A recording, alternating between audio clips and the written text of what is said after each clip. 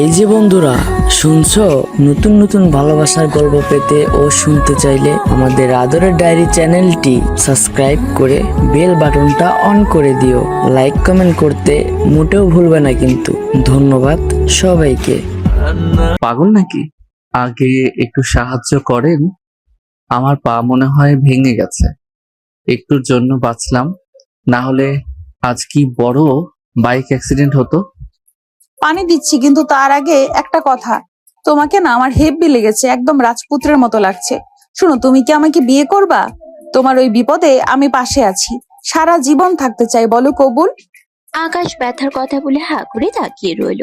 তার মনে হলো সে বাইক থেকে পড়ে মাথায় চোট পেয়েছে, তাই ভুল শুনছে। পাগল নাকি আপনি? কে আপনি? এখানে আমার মরার অবস্থা, ব্যথায় পা নড়াতে পারছি না, আর আপনি চেনা নাই জানা নাই সাহায্য করতে এসে বিয়ের প্রস্তাব দিচ্ছেন। মস্করা করার জায়গা পান না? আরে মস্করা না, সত্যি বলছি। পরে যদি তোমাকে আর না পাই, আজকাল ভালো পাত্র পাওয়া বড্ড কঠিন। একবার যখন সামনে পেয়েছি, অফারটা দিয়েই দিলাম। রাজি হয়ে যাও না প্লিজ, দেখবা আমি খুব ভালো রান্না পারি। যত সব পাগলের পাল্লায় পড়লাম।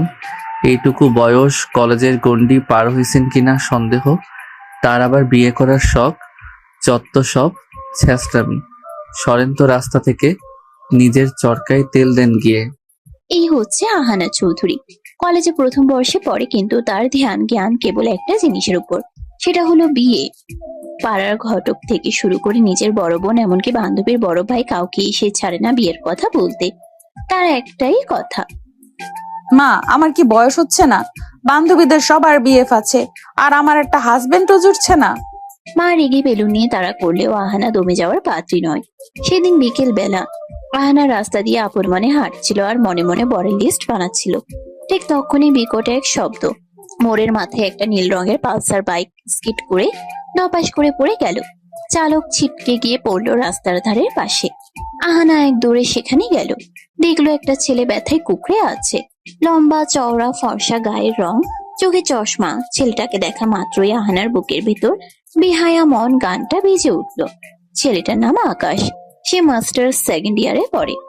আহানা আকাশের হাত ধরে টেনে তুলতে তুলতে তাকে দেখে সেখানেই টাসকি খেয়ে প্রেমে পড়ে গেল। এরপর আকাশের মুখের উপর ঝুঁকে পড়ে একদম চোখের দিকে তাকিয়ে টেনে তুলতে তুলতে তাকে বিয়ের প্রস্তাবও দিয়ে দিল। কিন্তু আকাশ চরম অবাক হলো। তার এতটুকু বয়সে সে এমন কাহিনী দেখেনি। পাগলের পাল্লায় পড়েছে ভেবে সেখান থেকে পালানোর জন্য আকাশ খুঁড়িয়ে খুঁড়িয়ে বাইকটা তুলে কোনো মতে স্টার্ট দিয়ে চলে গেল। আহানা পেছনে দাঁড়িয়ে হাত নাড়তে নাড়তে চিৎকার করে বলল, নামটা তো বলে গেলে না স্বামী সাহেব। তবে চিন্তা নাই, খুঁজে বের করবই। আহানা বাসায় ফিরেই মাকে জড়িয়ে ধরলো। মা তখন রান্নাঘরে পিঠা বানাচ্ছিলেন। মা, ও মা, আজ তো আমি আমার রাজপুত্রকে দেখে ফেলেছি। মা গো, ও যখন বাইক থেকে পড়লো, তখন মনে হলো আমার কলিজাটা খসে পড়লো। তুমি জলদি বাবা আর বড় আপাকে বলো আমার বিয়ের ব্যবস্থা করতে। ওই ছেলেটা ছাড়া আমি আর কাউকে বিয়ে করব না। এই মেয়ে, তোর লজ্জা শরম নেই? সারাদিন বিয়ে বিয়ে করে মাথা খেয়ে ফেললি, পড়াশোনার নাম নেই, খালি জামাই জামাই জামাই চাই। যা এখান থেকে, নইলে এই খুন্তি ছ্যাঁকা তোর পিঠে দেবো। তোমরা কেউ আমাকে বোঝো না। বড় আবার বিয়ে দিলা, আর আমার বেলায় খালি ঝাড়ি। আচ্ছা ঠিক আছে, আমি আমার বান্ধবীর সাহায্য নেব, কিন্তু বিয়ে আমি করবই, বলে দিলাম। আহানা রুমে গিয়ে দরজা বন্ধ করে তার প্রিয় বান্ধবী আসমাকে কল দিল। আসমা হলো আকাশের ছোট বোন, কিন্তু আহানা সেটা এখনো জানে না। কিরে বিয়ে পাগল, খবর কি? আজ আবার কার প্রেমে পড়লি? আসমা, বিশ্বাস কর, আজ আমি এক হিরোকে দেখেছি। উফ, কি তার চাউনি! আমি তো তাকে ডিরেক্ট বিয়ের প্রস্তাব দিয়ে দিছি, কিন্তু ছেলেটা বড্ড রাগী, আমাকে ঝাড়ি দিয়ে চলে গেছে। যাই হোক, তুই একটা কাজ কর না, আমার জন্য একটা পাত্র খুঁজে দে না। তোর বাবা মাকে বল আমাকে পুত্রবধূ করে নিতে। তোর তো এক বড় ভাই আছে না, দেখ ও আমাকে পছন্দ করে কিনা। আমার না, তুই না সত্যি একটা পাগল। আমার ভাই তোকে দেখলে হার্ট অ্যাটাক করবে। সে বড্ড গম্ভীর মানুষ, সারাদিন বই নিয়ে থাকে। তোকে তো সে আস্ত চিবি খাবে। তোর মতন চটপটে মেয়ের জন্য কি আমার ভাই সাজে? সাজবে না মানে? আমি একবার যাকে টার্গেট করি তাকে ছাড়ি না। তুই শুধু তোর ভাইয়ের একটা ছবি পাঠাতো দেখি, সে কি আমার ওই রাজপুত্রের মতো কিনা। আচ্ছা রাখ, এখন পারবো না। ভাই আজ বাইক অ্যাক্সিডেন্ট করে বাসায় ফিরেছে। মেজাজ খুব খারাপ, পরে কথা বলবো। আহানা ফোন রেখে ভাবলো, আসমার ভাইয়েরও বাইক অ্যাক্সিডেন্ট হয়েছে আর তার রাজপুত্রেরও। কি অদ্ভুত মিল। আহানা মনে মনে স্বপ্ন দেখতে শুরু করলো, নীল শাড়ি পরে সে ওই রাগী ছেলেটার সামনে দাঁড়িয়ে আছে, আর ছেলেটা বলছে। আহানা, আমি তোমাকে বিয়ে করতে রাজি। আহানা আয়নার সামনে দাঁড়িয়ে নিজের চুল ঠিক করতে করতে বিড়বিড় করলো। রাগে ছেলেদের মানাতে আমার বেশি সময় লাগে না, শুধু একবার সামনে পাই তারপর দেখাচ্ছি বিয়ে কারে বলে। আহানা চৌধুরীর মনের ভেতর এখন কেবল নীল রঙের পালসার বাইক আর সেই রক্তাক্ত রাজপুত্র রাগী চাহনি ঘুরপাক খাচ্ছে। মাস্টার্স পড়ুয়া সেই গম্ভীর ছেলেটার একটা ধমক যেন আহানার কানে বাসর রাতে সানাইয়ের মতো বাজছে। রাত তখন 2টা, সারা শহর ঘুমে বিভোর, কিন্তু আহানার চোখে ঘুম নেই। সে বিছানায় এপাশ ওপাশ করছে আর দেয়ালের দিকে তাকিয়ে ভাবছে। ইস, ছেলেটা যখন ব্যথায় কপাল কুঁচকে ছিল তখন তাকে যে হট লাগছিল না। নামটা জানা হলো না গো স্বামী সাহেব, তবে তোমার ওই ব্যান্ডেজ করা হাত পা যদি আমি একটু টিপে দিতে পারতাম তবেই হতো আসল রোম্যান্স। আহানা কল্পনায় দেখছে সে নীল শাড়ি পরে ওই ছেলেটার সামনে দাঁড়িয়ে আছে, আর ছেলেটার রাগী গলায় বলছে। এই মেয়ে, এত সাজ কেন? আমার মাথা নষ্ট করার ইচ্ছে নাকি? আহানা হাসতে হাসতে বালিশ কামড়ে ধরলো। পরদিন সকালে আহানা ঘুম থেকে উঠে সোজা দাদির ঘরে। দাদি তখন পান সাজাচ্ছিলেন। আহানা গিয়ে দাদির ঘাড়ে চুলে পড়ল। দাদি গো, তোমার নাতনি তো শেষ। একটা সিংহ মার্কা ছেলে দেখে কাল থেকে আমার কলিজা ধকপক ধকপক করছে। তুমি দাদাজানকে একটু বলো না আমার বিয়েটা দিয়ে দিতে। ওরে আমার কচি খুকি, তোর তো কলিজা না, তোর তো বিয়ার ইঞ্জিন স্টার্ট হইছে। তা পাত্র কি তরে দেখা কবুল বলছে? আরে না দাদি, ও তো পুরাই রাগী, আমাকে ফালতু বলে চলে গেল। আচ্ছা দাদি, তোমার আর দাদুর বিয়েটা কিভাবে হয়েছিল? প্রেম ছিল নাকি? দাদি পানের বাটাটা সরিয়ে আয়েশ করে বসলেন। ওরে সে কি আর আজকের মতো? তোর দাদু ছিল পাড়ার মোড়ল। আমি যখন পুকুরে কলসি নিয়ে যেতাম, তোর দাদু পানির নিচে ডুব দিয়ে আমার পা টেনে ধরতো। আমি ভাবতাম কুমির, পরে দেখি তোর দাদু দাঁত বের করে হাসছে। একদিন তো আম গাছে উঠে আমারে লক্ষ্য করে কাঁচা আম মারলো। আমি রেগে গালি দিতে সে বলল, বিয়া করবি আমারে? আমি বললাম, আগে গাছ থেকে নামো পাত্তর সাহেব। সেই থেকে শুরু। আহানা হেসে গড়াগড়ি খাচ্ছে। ইস দাদি, দাদু তো দেখি হেপি রোমান্টিক ছিল। আমার পাত্রটা তো বাইক থেকে পড়ে গেছে, আমি কি এখন ওর পা টেনে ধরবো? এমন সময় আহানার মা ঘরে ঢুকলেন। এই বুড়ি, নিজের পচা প্রেমের গল্প বলে মেয়েটার মাথা একদম চিবিয়ে খাচ্ছ। আহানা, কলেজে যাচ্ছিস না? যা রেডি হ, সারাদিন বিয়ে বিয়ে করে পড়া মাথায় করছিস। দাদি ফিস ফিস করে বললেন। যা দাদু, তোর মা দেখলে বকবে। কলেজ যা, পাত্তর খুঁজতে থাক। আহানা গান গাইতে গাইতে রুমে চলে গেল। আহানা আজ খুব সুন্দর করে সাজলো। চোখে গাঢ় কাজল, কপালে ছোট লাল টিপার, কাঁধে বইয়ের ব্যাগ। তারপর বাসা থেকে বের হলো। রিক্সার জন্য মোড়ে দাঁড়াতে একদল পাড়ার ছেলে তার দিকে তাকালো। আহানার সাথে সাথে ফুঁসে উঠল। এই যে মজনুর দল, এভাবে ড্যাব ড্যাব করে কি দেখছো? ইফটিজিং করছো নাকি? এক্ষুনি পুলিশ ডাকবো। তোমাদের মতো চ্যাংড়া ছেলেদের আমি বিয়ে করব না, আমার পাত্র ফিক্সড। ছেলেরা তো অবাক। কেউ কিছু বলার আগে আহানা মুখ ভেঙচিয়ে কটকট করে সামনের চায়ের দোকানের দিকে হাঁটা দিল। রফিক কাকু, 1 কাপ কড়া লিকারের চা দাও তো, মাথাটা ধরেছে। কিরে বিয়ে পাগলি, তোর বাপ কি পাত্র ঠিক করছে নাকি এখনো পাড়া খুঁজে বেড়াস? কাকু, ওরা তো বোঝেই না আমার বিয়ের বয়স পার হয়ে যাচ্ছে, সবাই আমাকে পিচ্চি ভাবে। কাকু আহানাকে কাছে ডেকে কানে কানে একটা বুদ্ধি দিলেন। আহানা সেটা শুনে খিলখিল করে হেসে উঠল। কাকু, এই বুদ্ধিটা সেরা, এবার তো পাত্তর ধরা দেবেই। আহানা আসমাকে কল দিতে আসমা জানালো সে তার নতুন অডি গাড়ি নিয়ে আসছে আহানাকে নিতে। আসমার বাবা অনেক বড় লোক, তাই তার চাল চলনই আলাদা। গাড়ি এসে থামতেই রাজকীয় ভঙ্গিতে ভেতরে ঢুকলো। কি রে মহারানী, আজ তো তোকে একদম কোণের মতো লাগছে। রাস্তায় কি আবার কোনো সিংহ দেখেছিস? আর বলিস না, কালকে ওই অ্যাক্সিডেন্ট করা ছেলেটা আমার মাথায় ঢুকে গেছে। আচ্ছা আসমা, তোর ভাইয়া কি সত্যি খুব গম্ভীর? আরে ভাইয়া তো তিতা করলার চেয়েও বেশি গম্ভীর। তবে তুই যদি আমার ভাইয়ার সামনে যাস, সে নির্ঘাত বরখা পরে পালাবে। তোর মতন বিয়ে পাগলিকে সে দু চোখে দেখতে পারে না, আর এক জায়গায় থাকেও না। একবার সেই অ্যাক্সিডেন্ট করা ছেলে, আবার আমার ভাই। কি বলিস, নিজেও জানিস? একটার পিছু লেগে থাক, এতগুলো হাতারে একটাও পাবি না। গাড়িটা বড় একটা শপিং মলের সামনে দিয়ে যাচ্ছিল। হঠাৎ আহানা জানালার বাইরে তাকিয়ে দেখলো সেই নীল রঙের পালসার বাইক, আর তাতে বসে আছে সেই কালকের ছেলেটা। থামা আসমা, গাড়ি থামা, ওই তো আমার স্বামী। আসমা অবাক হয়ে গাড়ি ব্রেক করলো। তুই এখানে থাক, আমি শপিং মল থেকে আসছি। বলেই আসমা ভেতরে চলে গেল। এদিকে আকাশ একটা শপের সামনে বাইক পার্ক করে হেলমেট খুলছে। হঠাৎ সে দেখলো একটা মেয়ে তার দিকে তাকিয়ে চিৎকার করছে। আকাশ বিরক্ত হয়ে এগিয়ে এলো। সমস্যা কি আপনার?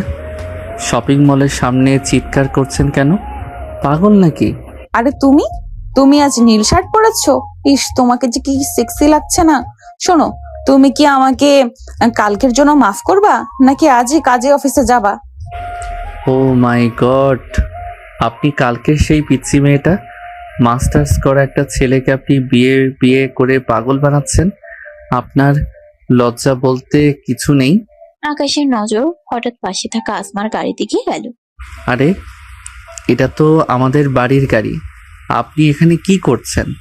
আপনি কি গাড়িটা চুরি করেছেন? ইস, লাল জামা দেখলেই কি দুলা ভাই নাকি? আপনার মতো গাড়ি কি আর কারোর হতে পারে না? এটা আমার গাড়ি। তুমি কি ভাবছো আমি গরিব? বিয়ে করলে এই গাড়িতেই তোমাকে নিয়ে ঘুরবো। আকাশ কিছু বলতে যাবে, ঠিক তখনই তার ফোনে একটা কল এলো। সে বিরক্তিতে আহানার দিকে এক পলক তাকিয়ে গটগট করে চলে গেল। আহানা পিছনে তাকিয়ে দীর্ঘশ্বাস ফেললো। কিছুক্ষণ পর আসমা দুই হাতে দুটো বড় বড় আইসক্রিম নিয়ে ফিরে এলো। নেখা, অনেক গরম পড়েছে। কি রে, তোর মন খারাপ কেন? ওই রাজপুত্র কি আবার ধমক দিচ্ছে? চলে গেছে নাকি? হরে আসমা, ও তো আমাকে পাত্তাই দিচ্ছে না, আবার আমাকে পিচ্ছি বলল। আচ্ছা, মাস্টার্স করলে কি খুব বড় হয়ে যায়? তোর মতন বিয়ে পাগলকে কেউ পাত্তাও দেবে না। মেয়েরা নিজে বিয়ে করতে চাইলে কেউ দাম দেয় না, বুঝলি? ছেচরা ভাবে মেয়েদের পেছনে ঘুরবে ছেলেরা, মেয়েরা ছেলেদের পেছনে ঘুরে না। এখন মন দিয়ে পড়াশোনা কর, নইলে তো কপালে বিয়ে না, শুধু ঝাড়িয়ে জুটবে। ধুর, তোর লেকচার তোর কাছে রাখ। কেউ ঘুরুক আর না ঘুরুক, আমি ঘুরবো। দুজন আইসক্রিম খেতে খেতে কলেজের দিকে রওনা হলো। আহানা জানালার বাইরে তাকিয়ে বিড়বিড় করলো। সবুর করো স্বামী সাহেব, আসমার গাড়ি দিয়ে তো তোমাকে ইমপ্রেস করলাম। এর পরের বার যখন দেখা হবে তখন সরাসরি কবুল বলাই ছাড়বো। কলেজের গেটে আসমার অডি গাড়িটা থামতেই আহানা রাজকীয় ভঙ্গিতে নামলো। তবে নামার সময় তার ওড়নাটা ব্যাগের চেইনে আটকে গেল। আহানা সেটা ছাড়ানোর নাম নেই, বরং আশেপাশে তাকিয়ে দেখলো কোনো হ্যান্ডসাম ছেলে তাকে উদ্ধার করতে আসে কিনা। কেউ এলো না দেখে সে নিজেই এক হ্যাচকাটানে ওড়নাটা ছাড়িয়ে গজগজ করতে করতে করিডোরে ঢুকলো। করিডোর দিয়ে হাঁটার সময় একদল সিনিয়র ভাই আড্ডা দিচ্ছিল। আহানা তাদের সামনে গিয়ে দাঁড়িয়ে বলল, ভাইয়া শোনেন, আপনার যে এই যে প্রতিদিন এখানে দাঁড়িয়ে দাঁত বের করে হাসেন, আপনাদের কি কোনো কাজ নেই? পড়াশোনা শেষ করে একটা চাকরি জোগাড় করেন, তারপরে বিয়ে করে সংসারী হন। বেকার ছেলেদের দিকে তাকাইলে ইদানিং আমার বড্ড মায়া লাগে। ছেলেরা তো আকাশ থেকে পড়লো। কলেজের পিয়ন থেকে প্রিন্সিপাল সবাই জানে এই মেয়েটা হলো অফিসিয়াল বিয়ে পাগলি। কেউ তাকে কিছু বলে না, পাচ্ছে আবার তাকিয়ে বিয়ের প্রস্তাব দিয়ে বসে। ক্লাসে গিয়ে আহানা আসমার পাশে বসে ফিসফিস করে বলল, কিরে আসমা, তোর ভাইয়ের পা কেমন আছে? কাল তো বেটা বড্ড ঝাড়ি দিল আমাকে। আচ্ছা, তোর ভাই কি তোর মতোই ফর্সা নাকি একটু কালো? আরে না, ভাইয়া তো মাশাআল্লাহ অনেক সুন্দর, তবে তোর জন্য না রে আহানা।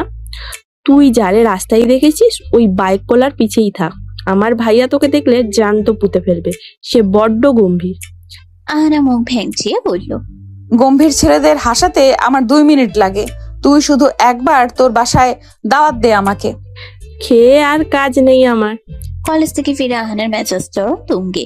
পথে আসার সময় সে দেখেছে পাড়ার পিচ্চি মিনা, যে কিনা তার চেয়ে বয়সে ছোট, তার বিয়ে ঠিক হয়ে গেছে। অথচ আহানা এত সুন্দরী হয়ে এখনো সিঙ্গেল। এই দুঃখে সে সোজা স্টোররুমে গিয়ে একটা মরিচা ধরা পুরনো করাত খুঁজে বের করলো। অবশ্যই এই বুদ্ধি সেই দোকানি চাওয়ালা কাকুই দিয়েছে তাকে। আহানা তার নিজের ঘরে ঢুকে ভেতর থেকে দরজাটা শক্ত করে লক করে দিল। কিছুক্ষণ পর ঘর থেকে এক অদ্ভুত শব্দ আসতে শুরু করলো। করাতের শব্দ, ঘ্যাস ঘ্যাস ঘ্যাস ঘ্যাস। ড্রয়িং রুমে বসে আহানার বাবা পত্রিকা পড়ছিলেন আর মা চা খাচ্ছিলেন। হঠাৎ শব্দটা শুনে বাবা চমকে উঠলেন। গিন্নি, ঘরে কি ইঁদুর ঢুকেছে নাকি? ফার্নিচার কাটার শব্দ আসছে কোথা থেকে? ওরে আল্লাহ, আহানা তো ঘরে, ও আবার কি সর্বনাশ কাণ্ড করেছে।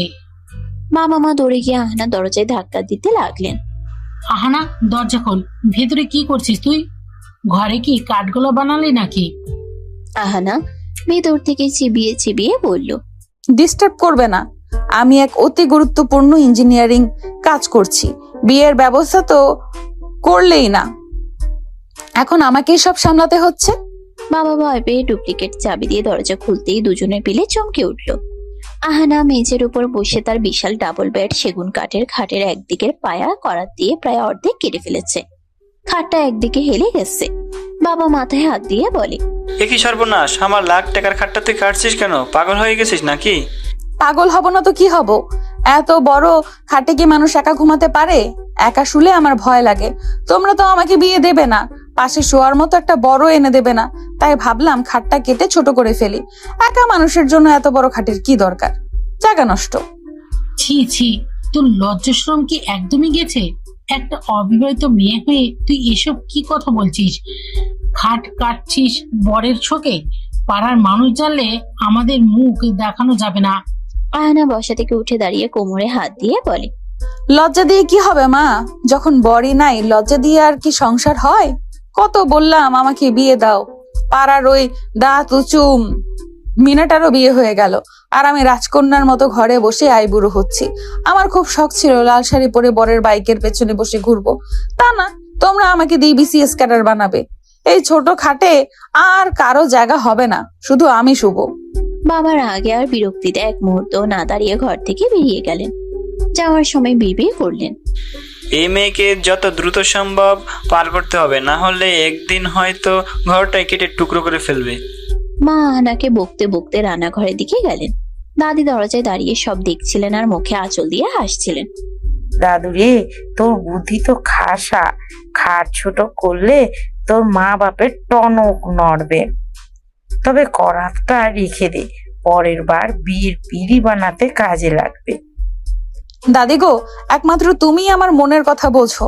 আচ্ছা দাদি, ওই যে বাইকওয়ালা পাত্তরটা, ও কি আমাকে ভুলেই যাবে? আর আমি কি কাল আসমার বাসায় যাব? আসমার ভাইয়াকে পটিয়ে যদি ওর কোনো খবর পাওয়া যায়? আসমার ভাই ওর খবর দিবে কি করে? আরে আসমার ভাইও বাইকার, বাইকাররা তো বাইকারদের খবর জানবেই। বেশি সাজিস না। আসমার ভাই যদি আবার তোকে পছন্দ করে ফেলে, তবে তো ওই বাইকওয়ালা পাত্তরের কি হবে?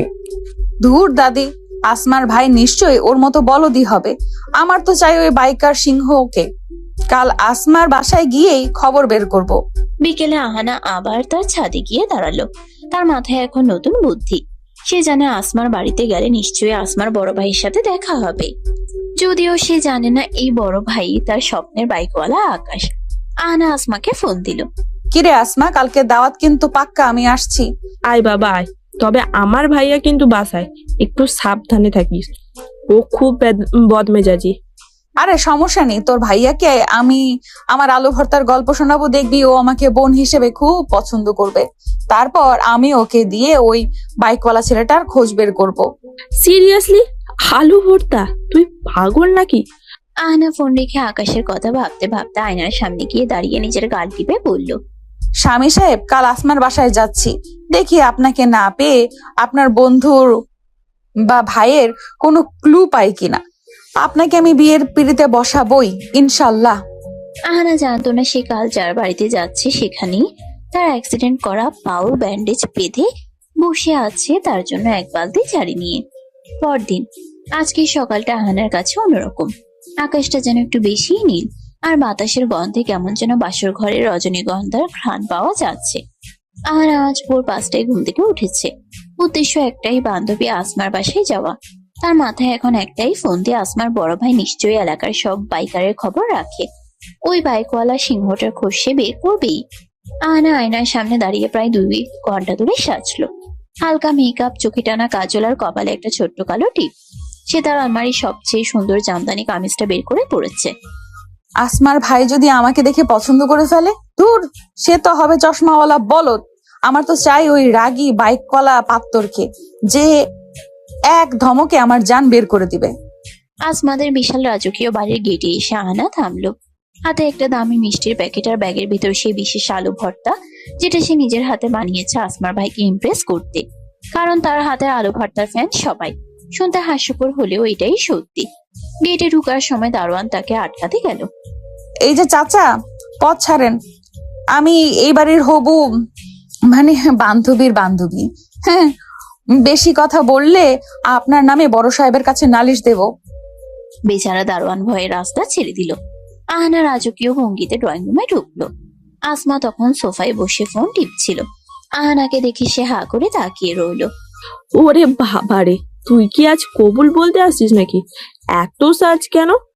আসমা, তোর ভাইকে দেখবো তো, তাই একটু ডেকোরেশন করলাম। তোর ভাই কই? ডাক দে তো দেখি, আমার সাথে পরিচয় করিয়ে দে। আমি ওনার জন্য নিজের হাতে আলু ভর্তা এনেছি। আহানা জানতো না ড্রয়িং রুমে ঠিক পাশের লাইব্রেরি রুমে আকাশ বসে ল্যাপটপে কাজ করছিল। তার পায়ে ব্যান্ডেজ, মেজাজ তুঙ্গে। গতকালকে সেই রাস্তার পাগল মেয়েটার কথা মনে পড়লেই তার রক্তচাপ বেড়ে যাচ্ছে। ঠিক তখনই আসমা চিৎকার করে ডাকলো, ভাইয়া, ও ভাইয়া, দেখো আমার জানির জান বান্ধবী আহানা এসেছে, তোমার সাথে পরিচয় করাই দিই, এসো। ও এক নম্বরের বিয়ে পাগলি। আকাশ ল্যাপটপ বন্ধ করে ঘুরিয়ে ঘুরিয়ে ড্রয়িং রুমের দিকে আসতে লাগলো। আহানা তখন সোফায় বসে দুলছিল আর মনে মনে রিহার্সাল দিচ্ছিল। ভাইয়া, আপনার সাথে পরিচয় হয়ে ভালো লাগলো। আপনার কোনো বন্ধু কি নীল পালসার চালায়? আকাশ ড্রয়িং রুমে ঢুকতেই আহানা উঠে দাঁড়ালো। দুজনের চোখাচোখি হলো। 1 সেকেন্ড, 2 সেকেন্ড, 3 সেকেন্ড। ওরে আমার কপাল! ওগো, তুমি এখানে কেন? তুমি কি আমার পিছু পিছু এখানেও চলে আসছো? আসমা, এই যে সেই সিংহ, এই তো আমার সেই স্বামী।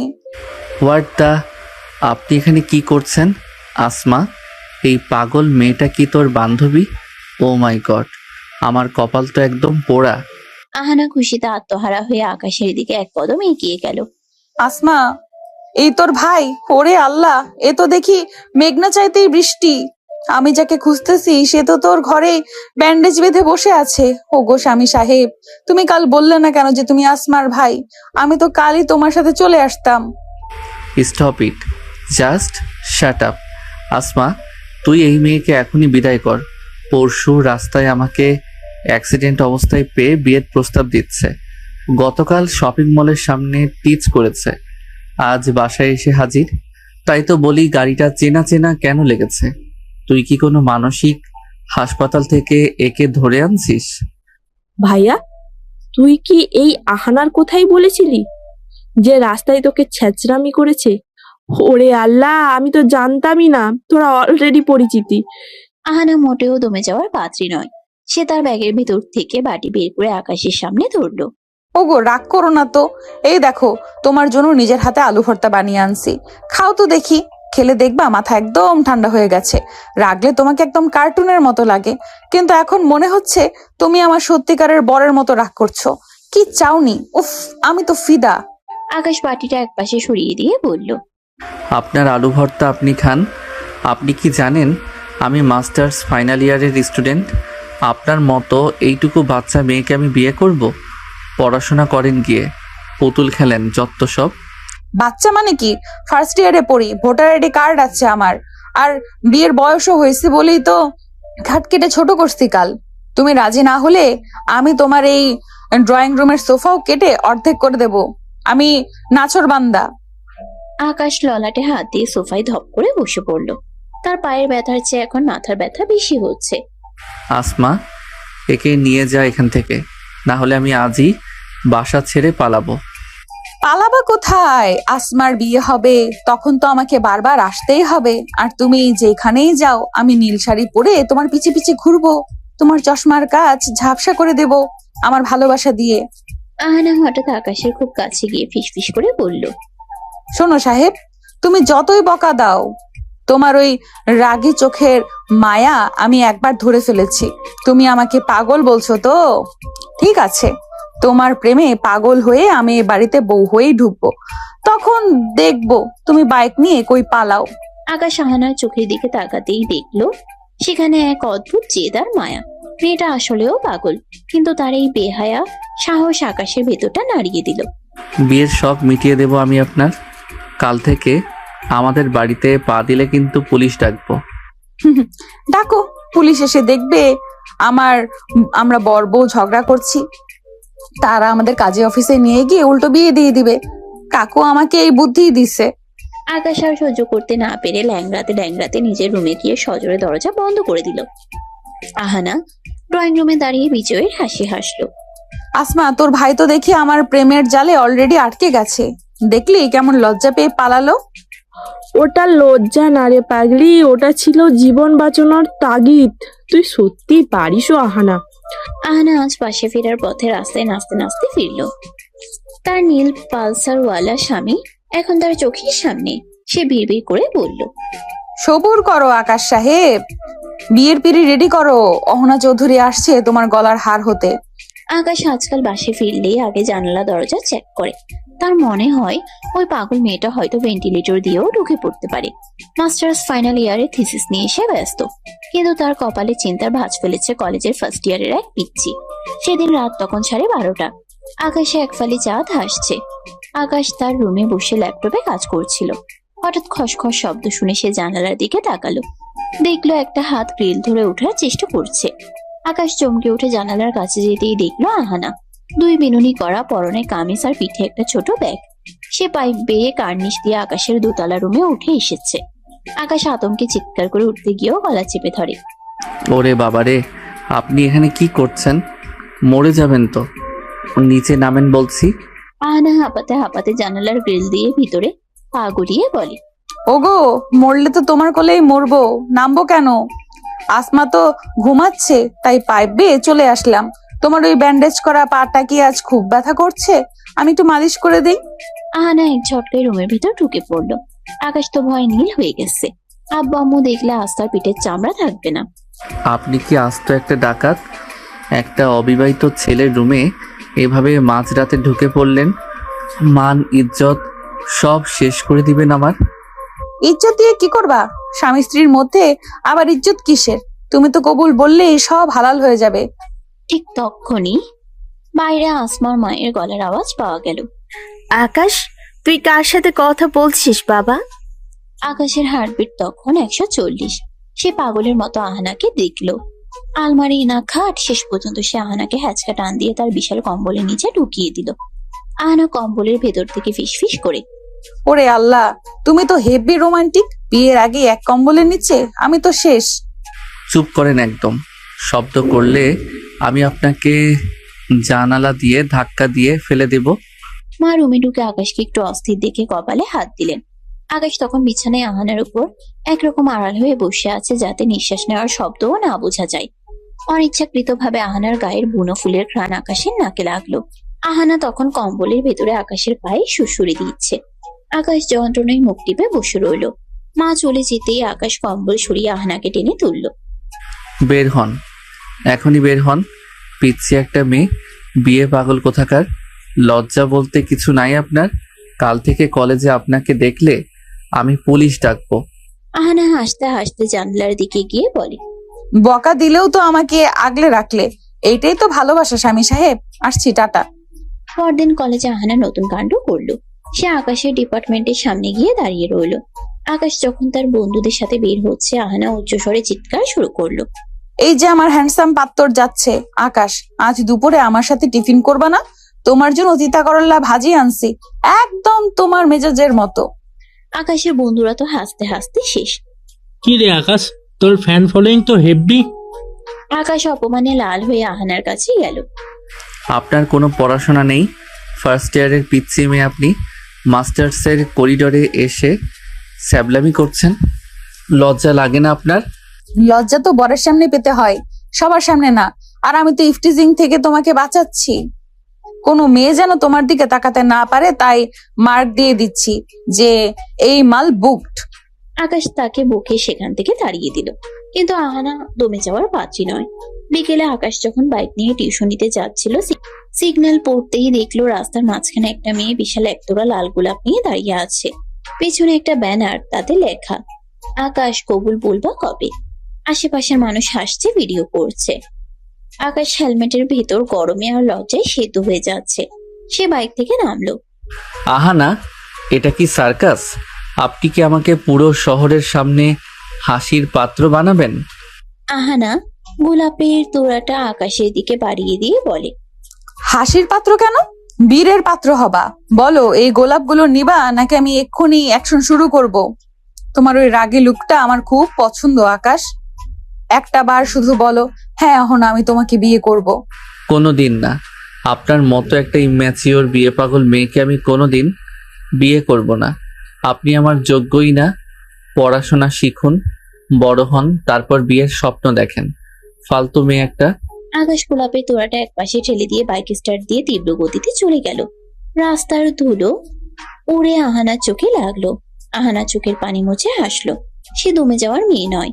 সে জানতো আকাশ তাকে পিচ্ছি বলে পচাবে, কিন্তু সে এটাও জানে আকাশের মতো গম্ভীর সিংহকে বাগে আনতে হলে এই পাগলামি একমাত্র ওষুধ।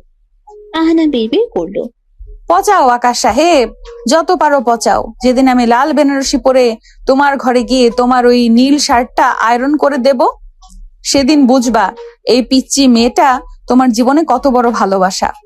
আহানা বাসায় ফিরে আসমাকে কল দিল। আসমা, তোর ভাই তো আজ আমাকে খুব অপমান করলো রে। কিন্তু তুই কি জানিস, অপমান করলে ওরে আরো বেশি সেক্সি লাগে। কাল আমি তোর বাসায় যাব না, কাল আমি তোদের ড্রয়িং রুমে গিয়ে অনশন করব, দেখি পাত্তর সাহেব কতক্ষণ পাত্তা না দিয়ে থাকে। আসমা হাসতে হাসতে বলল, তোর জন্য পাগলদের ডাক্তার ডাকতে হবে আহানা। তোর মতন মেয়ে আমি দুনিয়ায় দুটো দেখি নাই। সেদিন বিকেল থেকে আকাশটা মেঘলা হয়েছিল। আকাশের মেজাজটাও আকাশের মেঘের মতোই ভার। ল্যাপটপে থিসিসের কাজ করছে আর বারবার মনে পড়ছে ওই আপদটার কথা। হুটহাট কোত্থেকে যে উদয় হয়। ঠিক তখনই বাইরে ঝমঝমিয়ে বৃষ্টি শুরু হলো। আকাশ জানালার পর্দা সরাতেই তার কলিজা শুকিয়ে গেল। ল্যাম্পপোস্টের নিচে ভিজে একাকার হয়ে দাঁড়িয়ে আছে আহানা। তার হাতে একটা টিফিন ক্যারিয়ার। মেয়েটা কাঁপছে কিন্তু নড়ার নাম নেই। আকাশ জানালা খুলে চিৎকার করে বলল, এই মেয়ে, ঘরে যান। নিউমোনিয়া হয়ে মরে যাবেন তো। ভিজছেন কেন? আহানা বৃষ্টির শব্দে গলা চড়িয়ে বলে, কবুল না বলা পর্যন্ত সরবো না। এ দেখো, তোমার জন্য তোমার প্রিয় খিচুড়ি রান্না করে আনছি। তুমি জানলা দিয়ে হাত বাড়াও, আমি পাইপ দিয়ে তুলে দিচ্ছি। আকাশ বিরক্ত হয়ে জানালা বন্ধ করে দিল। কিন্তু 10 মিনিট পর দেখলো শব্দ আসছে, খস খস খস খস।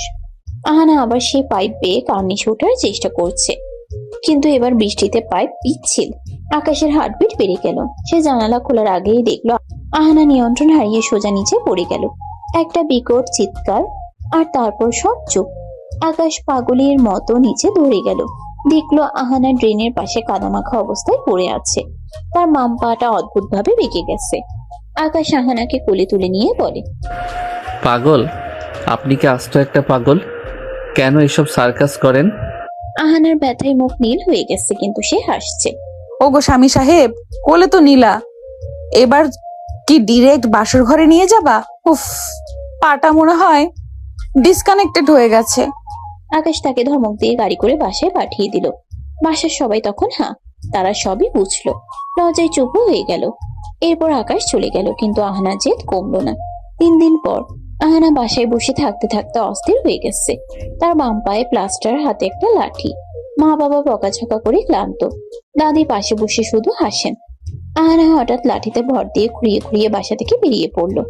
গন্তব্য পাড়ার বিখ্যাত ঘটক কানা কুদ্দুস চাচার ঘর।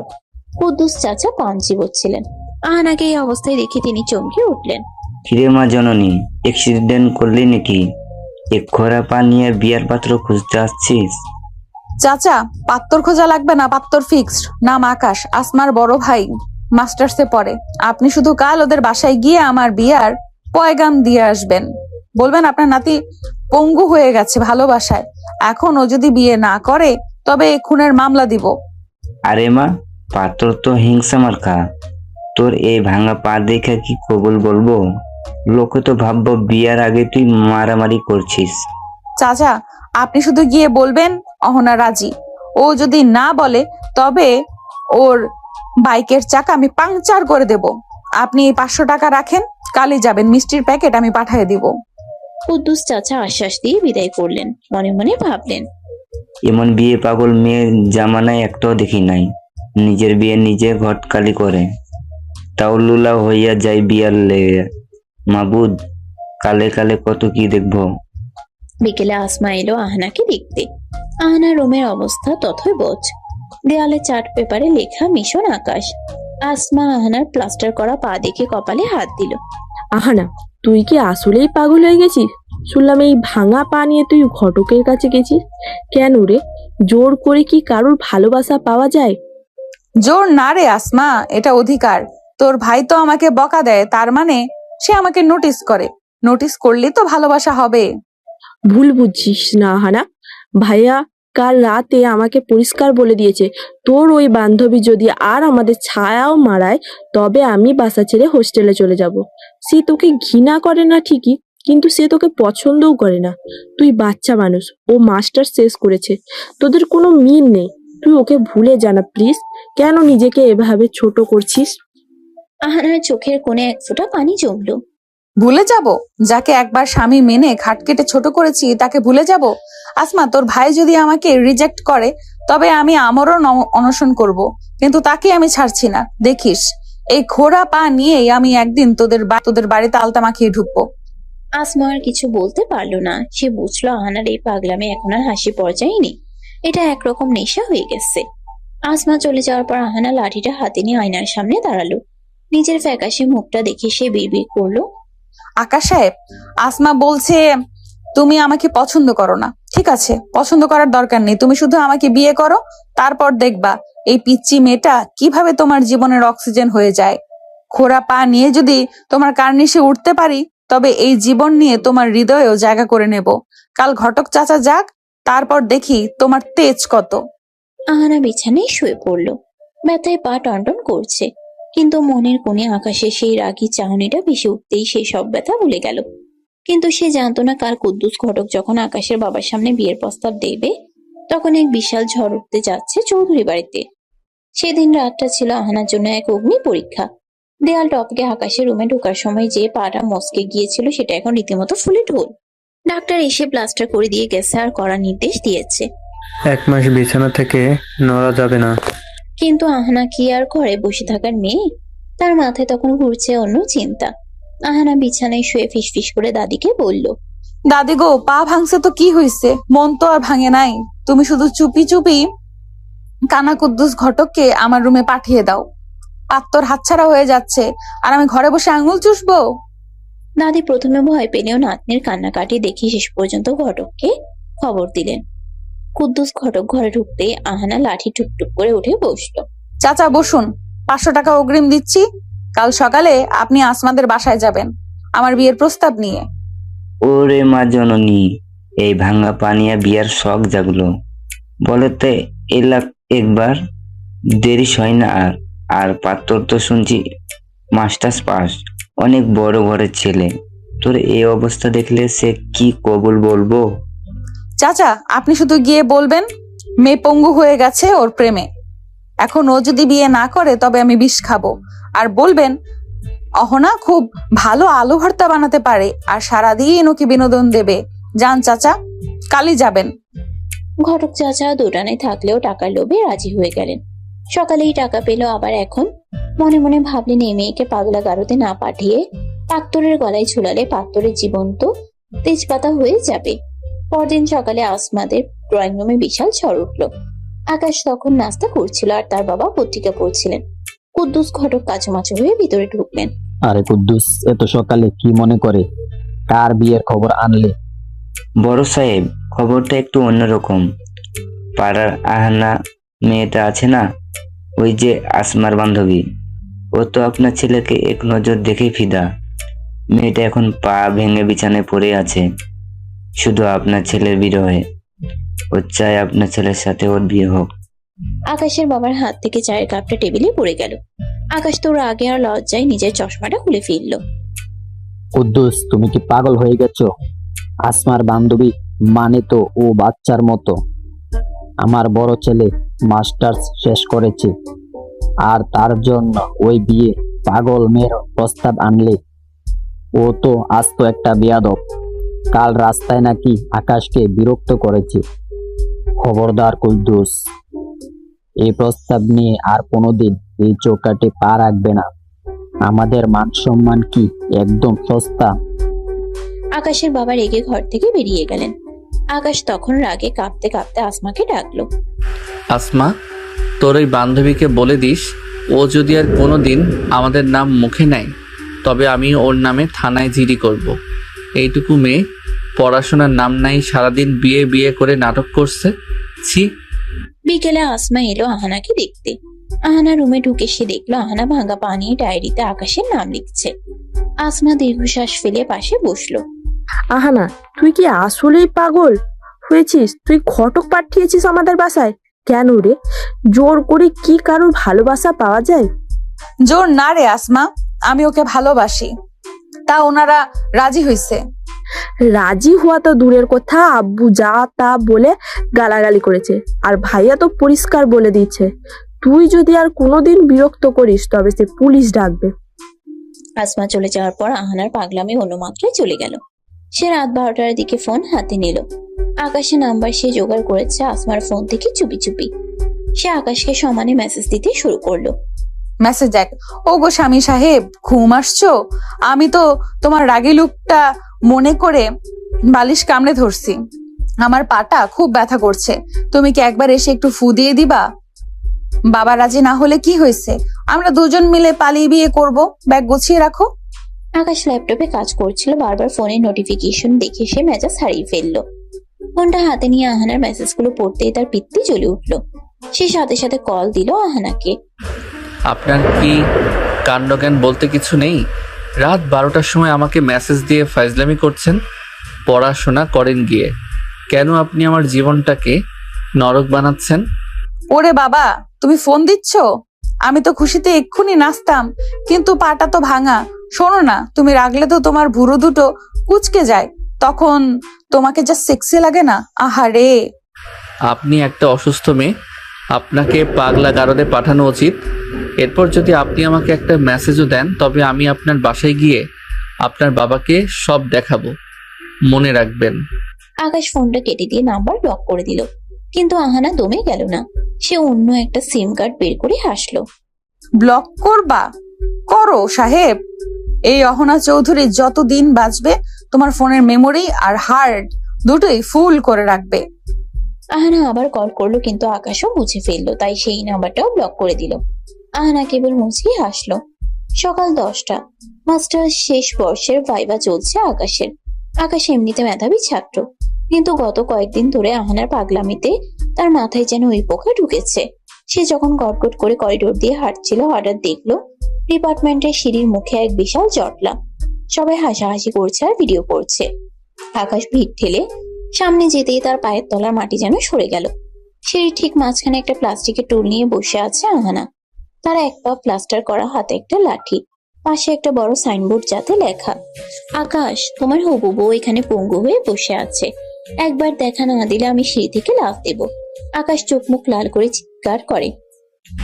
আহানা, এটা কি হচ্ছে?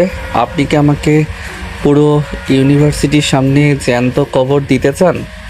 ওগো আসছো? দেখো, তোমার জন্য আমি এই ঘোড়া পা নিয়ে 3 তলায় উঠেছি। সবাই আমাকে দেখছে, হিংসা করছে। তুমি শুধু একটাবার কবুল বলো, আমি এক্ষুনি বাড়ি চলে যাব। আকাশ দাঁত কিরমির করে আহানার সামনে ঝুঁকে পড়ে। কবুল? আপনাকে মরে গেলেও না। আপনি কি জানেন আপনার এই স্যাবলামির জন্য আমার ক্যারিয়ার শেষ হতে পারে? লজ্জা লাগে না আপনার? এইটুকু একটা মেয়ে বিয়ে পাগল হয়ে পথে পথে ঘুরছেন। আপনার বাবা মা কি আপনাকে এই শিক্ষা দিয়েছে? ছি। আহানা মোটেও দমে গেল না। সে আকাশের শার্টের হাতা খপ করে ধরে ফেললো। শিক্ষা দিয়ে কি হবে যখন মনের মানুষই কথা শোনে না? তুমি যত অপমান করবা করো, আমি জানি তুমি মনে মনে আমাকেই ভালোবাসো, না হলে ওই দিন কম্বলের নিচে লুকিয়ে রাখতে না। আকাশের ধৈর্যের বাঁধ এবার পুরোপুরি ভেঙে গেল।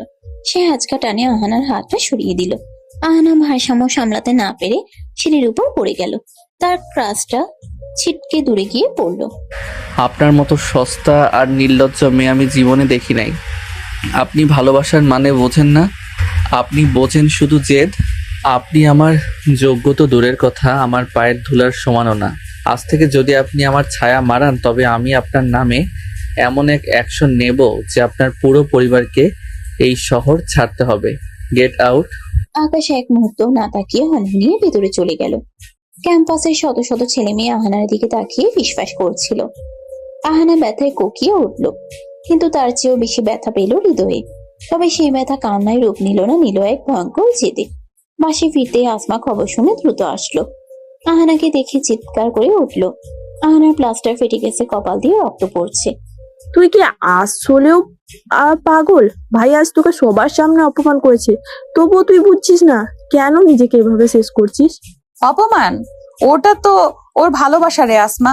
ও আমাকে ছুঁয়ে দিছে, এটাই অনেক। আর শোন, ও আমাকে পায়ের ধুলো বলছে না, দেখিস এই ধুলোর পরেই ও একদিন নিজের মাথা নত করবে। আসমা বিরক্ত হয়ে চলে গেল। আহানা কিছুক্ষণ পরে এক অদ্ভুত কাণ্ড করলো। সে আকাশের এক গাদা ছবি প্রিন্ট করে সারা রুমে টাঙ্গিয়ে দিল। এমনকি ডাইনিং টেবিলের পাশেও একটা ছবি রাখলো। তার বাবা মা তো রেগে আগুন। অহনা, এই ছবিগুলো সরাবি নাকি বল? আমরা কি মান সম্মান নিয়ে বাঁচবো না? ওই ছেলে তোকে চিনে না, জানে না, পাত্তাই দিচ্ছে না, আর তুই ওই ছবি নিয়ে ঘর সাজাচ্ছিস।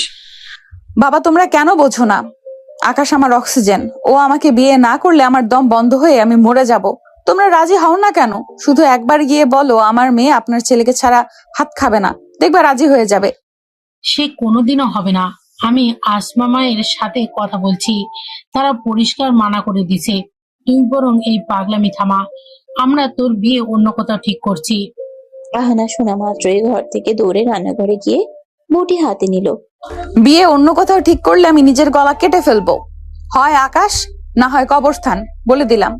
আহানার বাবা মা দৌড়ে এসে বটি সরিয়ে কোনো মতে ওকে থামায়। দুজনেই চিন্তায় পড়ে যায় একে নিয়ে কি করবে এবার। রাতে আহানা আবার আকাশের অন্য একটা নাম্বারে মেসেজ দিল। ব্লক হওয়ার ভয়ে সে এবার অন্য ফোন দিয়ে করলো। সে একটা ভিডিও মেসেজ পাঠালো, যেখানে সে রেল লাইনের ধারে দাঁড়িয়ে আছে। ভিডিওতে আহানা বলছে, আকাশ সাহেব, তুমি আমাকে অপমান করছো তো? ঠিক আছে, কাল সকালে সূর্য যদি আমি না দেখি তবে বুঝবা আমি তোমার অপমান সইতে না পেরে রেল লাইনে মাথা দিচ্ছি। মরার সময় শুধু তোমার নামটা বলে যাব। টাটা স্বামী সাহেব। আকাশ মেসেজটা দেখেই সোফা থেকে লাফ দিয়ে উঠলো। সে জানে আহানা একটা আস্ত পাগল, ও যা খুশি করতে পারে। আকাশের হাত পা কাঁপতে শুরু করলো। সে আসমাকে ডেকে ভিডিওটা দেখালো। আসমা, তোর এই বান্ধবী কি সত্যিই মারা যাবে? ও তো আস্ত একটা সাইকো। আমি এখন কি করব? ও যদি কিছু করে ফেলে তবে তো আমার নামে কেস হবে। আমি তো তোকে আগেও বলেছি ভাইয়া, ও সাধারণ মেয়ে না। ও বিয়ে পাগল ঠিকই, কিন্তু ওর জেদ আগুনের মতো। তুই ওকে একটা বার বুঝিয়ে বল না। আকাশ অস্থির হয়ে পায়চারি করতে লাগলো। সে বুঝতে পারছে না এই আপদের হাত থেকে সে কিভাবে বাঁচবে। একদিকে আহানার প্রতি তার প্রচন্ড বিরক্তি, অন্যদিকে একটা প্রাণের মায়া। আকাশ ফোন হাতে নিয়ে আহানাকে কল দিল, কিন্তু আহানা ফোন রিসিভ করছে না। আকাশ বিড়বিড় করলো, মেয়েটা কি আসলেও চলে গেল? না না, ও তো আমাকে পাগল বানিয়ে ছাড়বে। আকাশ দ্রুত বাইকের চাবি নিয়ে ঘর থেকে বের হলো। তার মনে এক অদ্ভুত ভয় আর বিরক্তি কাজ করছে। আহানা চৌধুরীর পাগলামি এবার আকাশকে সত্যিই খাঁচার ভেতর ঢুকিয়ে ফেলেছে। রাত তখন একটা, চারদিকে ঘুটঘুটে অন্ধকার। আকাশ বাইক নিয়ে ঝড়ের গতিতে রেল লাইনের দিকে ছুটছে। তার মাথায় শুধু আহানার সেই ভিডিওটা ঘুরেছে। মেয়েটা কি আসলেও মরতে গেছে, নাকি এটা ওর নতুন কোনো চাল? আকাশের রাগ এখন আকাশ ছোঁয়া, কিন্তু যদি সত্যি মেয়েটা কোনো অঘটন ঘটায় তবে তার ক্যারিয়ার, সম্মান সব ধুলোয় মিশে যাবে। রেল লাইনের ধারে বাইক থামিয়ে আকাশ চিৎকার করে ডাকতে লাগলো, আহানা, কোথায় আপনি? বের হয়ে আসেন। এই মাঝরাতে এসব ফাজলামি করার মানে কি? হঠাৎ অন্ধকারের ভিতর থেকে একটা ছায়া বেরিয়ে এলো। ল্যাংচাতে ল্যাংচাতে লাঠিতে ভর দিয়ে আহানার সামনে এসে দাঁড়ালো। তার চোখে জল, কিন্তু মুখে অদ্ভুত হাসি। আসছো? আমি জানতাম তুমি আসবা। আমাকে মরতে দিবা না তুমি। ওগো, এই নির্জনে আমাকে কি একটা বার বউ বলে ডাকবা না? আপনাকে বউ বলবো? আপনার কি মাথা খারাপ হয়েছে? আপনার এই সস্তা নাটকের জন্য আমি মাঝরাতে ঘর থেকে বের হতে বাধ্য হয়েছি। আপনি কি জানেন আপনার জন্য আমার ঘৃণা দিন দিন বাড়ছে? আপনি মরতে চান, মরেন, আমি দাঁড়িয়ে দেখব। কিন্তু এভাবে আমাকে ব্ল্যাকমেইল করার সাহস আর কোনো দিন দেখাবেন না। আহানা আকাশের বুকের উপর মাথা রাখতে চাইলো, কিন্তু আকাশ তাকে সজোরে ধাক্কা দিয়ে সরিয়ে দিল। আহানা পাথরের উপর পড়ে গিয়ে কুকিয়ে উঠল। আকাশ ঘৃণা ভরা চোখে তাকালো। আপনি একটা জঘন্য মেয়ে। ভালোবাসার নামে আপনি সার্কাস করছেন। আজ যদি আপনার কিছু হতো, পুলিশ আমাকে ধরতো, এটাই তো আপনি চেয়েছিলেন। আজ থেকে আমার কাছে আপনার কোনো অস্তিত্ব নেই। আপনি বাঁচলেন না মরলেন তাতে আমার কিচ্ছু যায় আসে না। আকাশ এক মুহূর্ত না দাঁড়িয়ে বাইক স্টার্ট দিয়ে চলে গেল।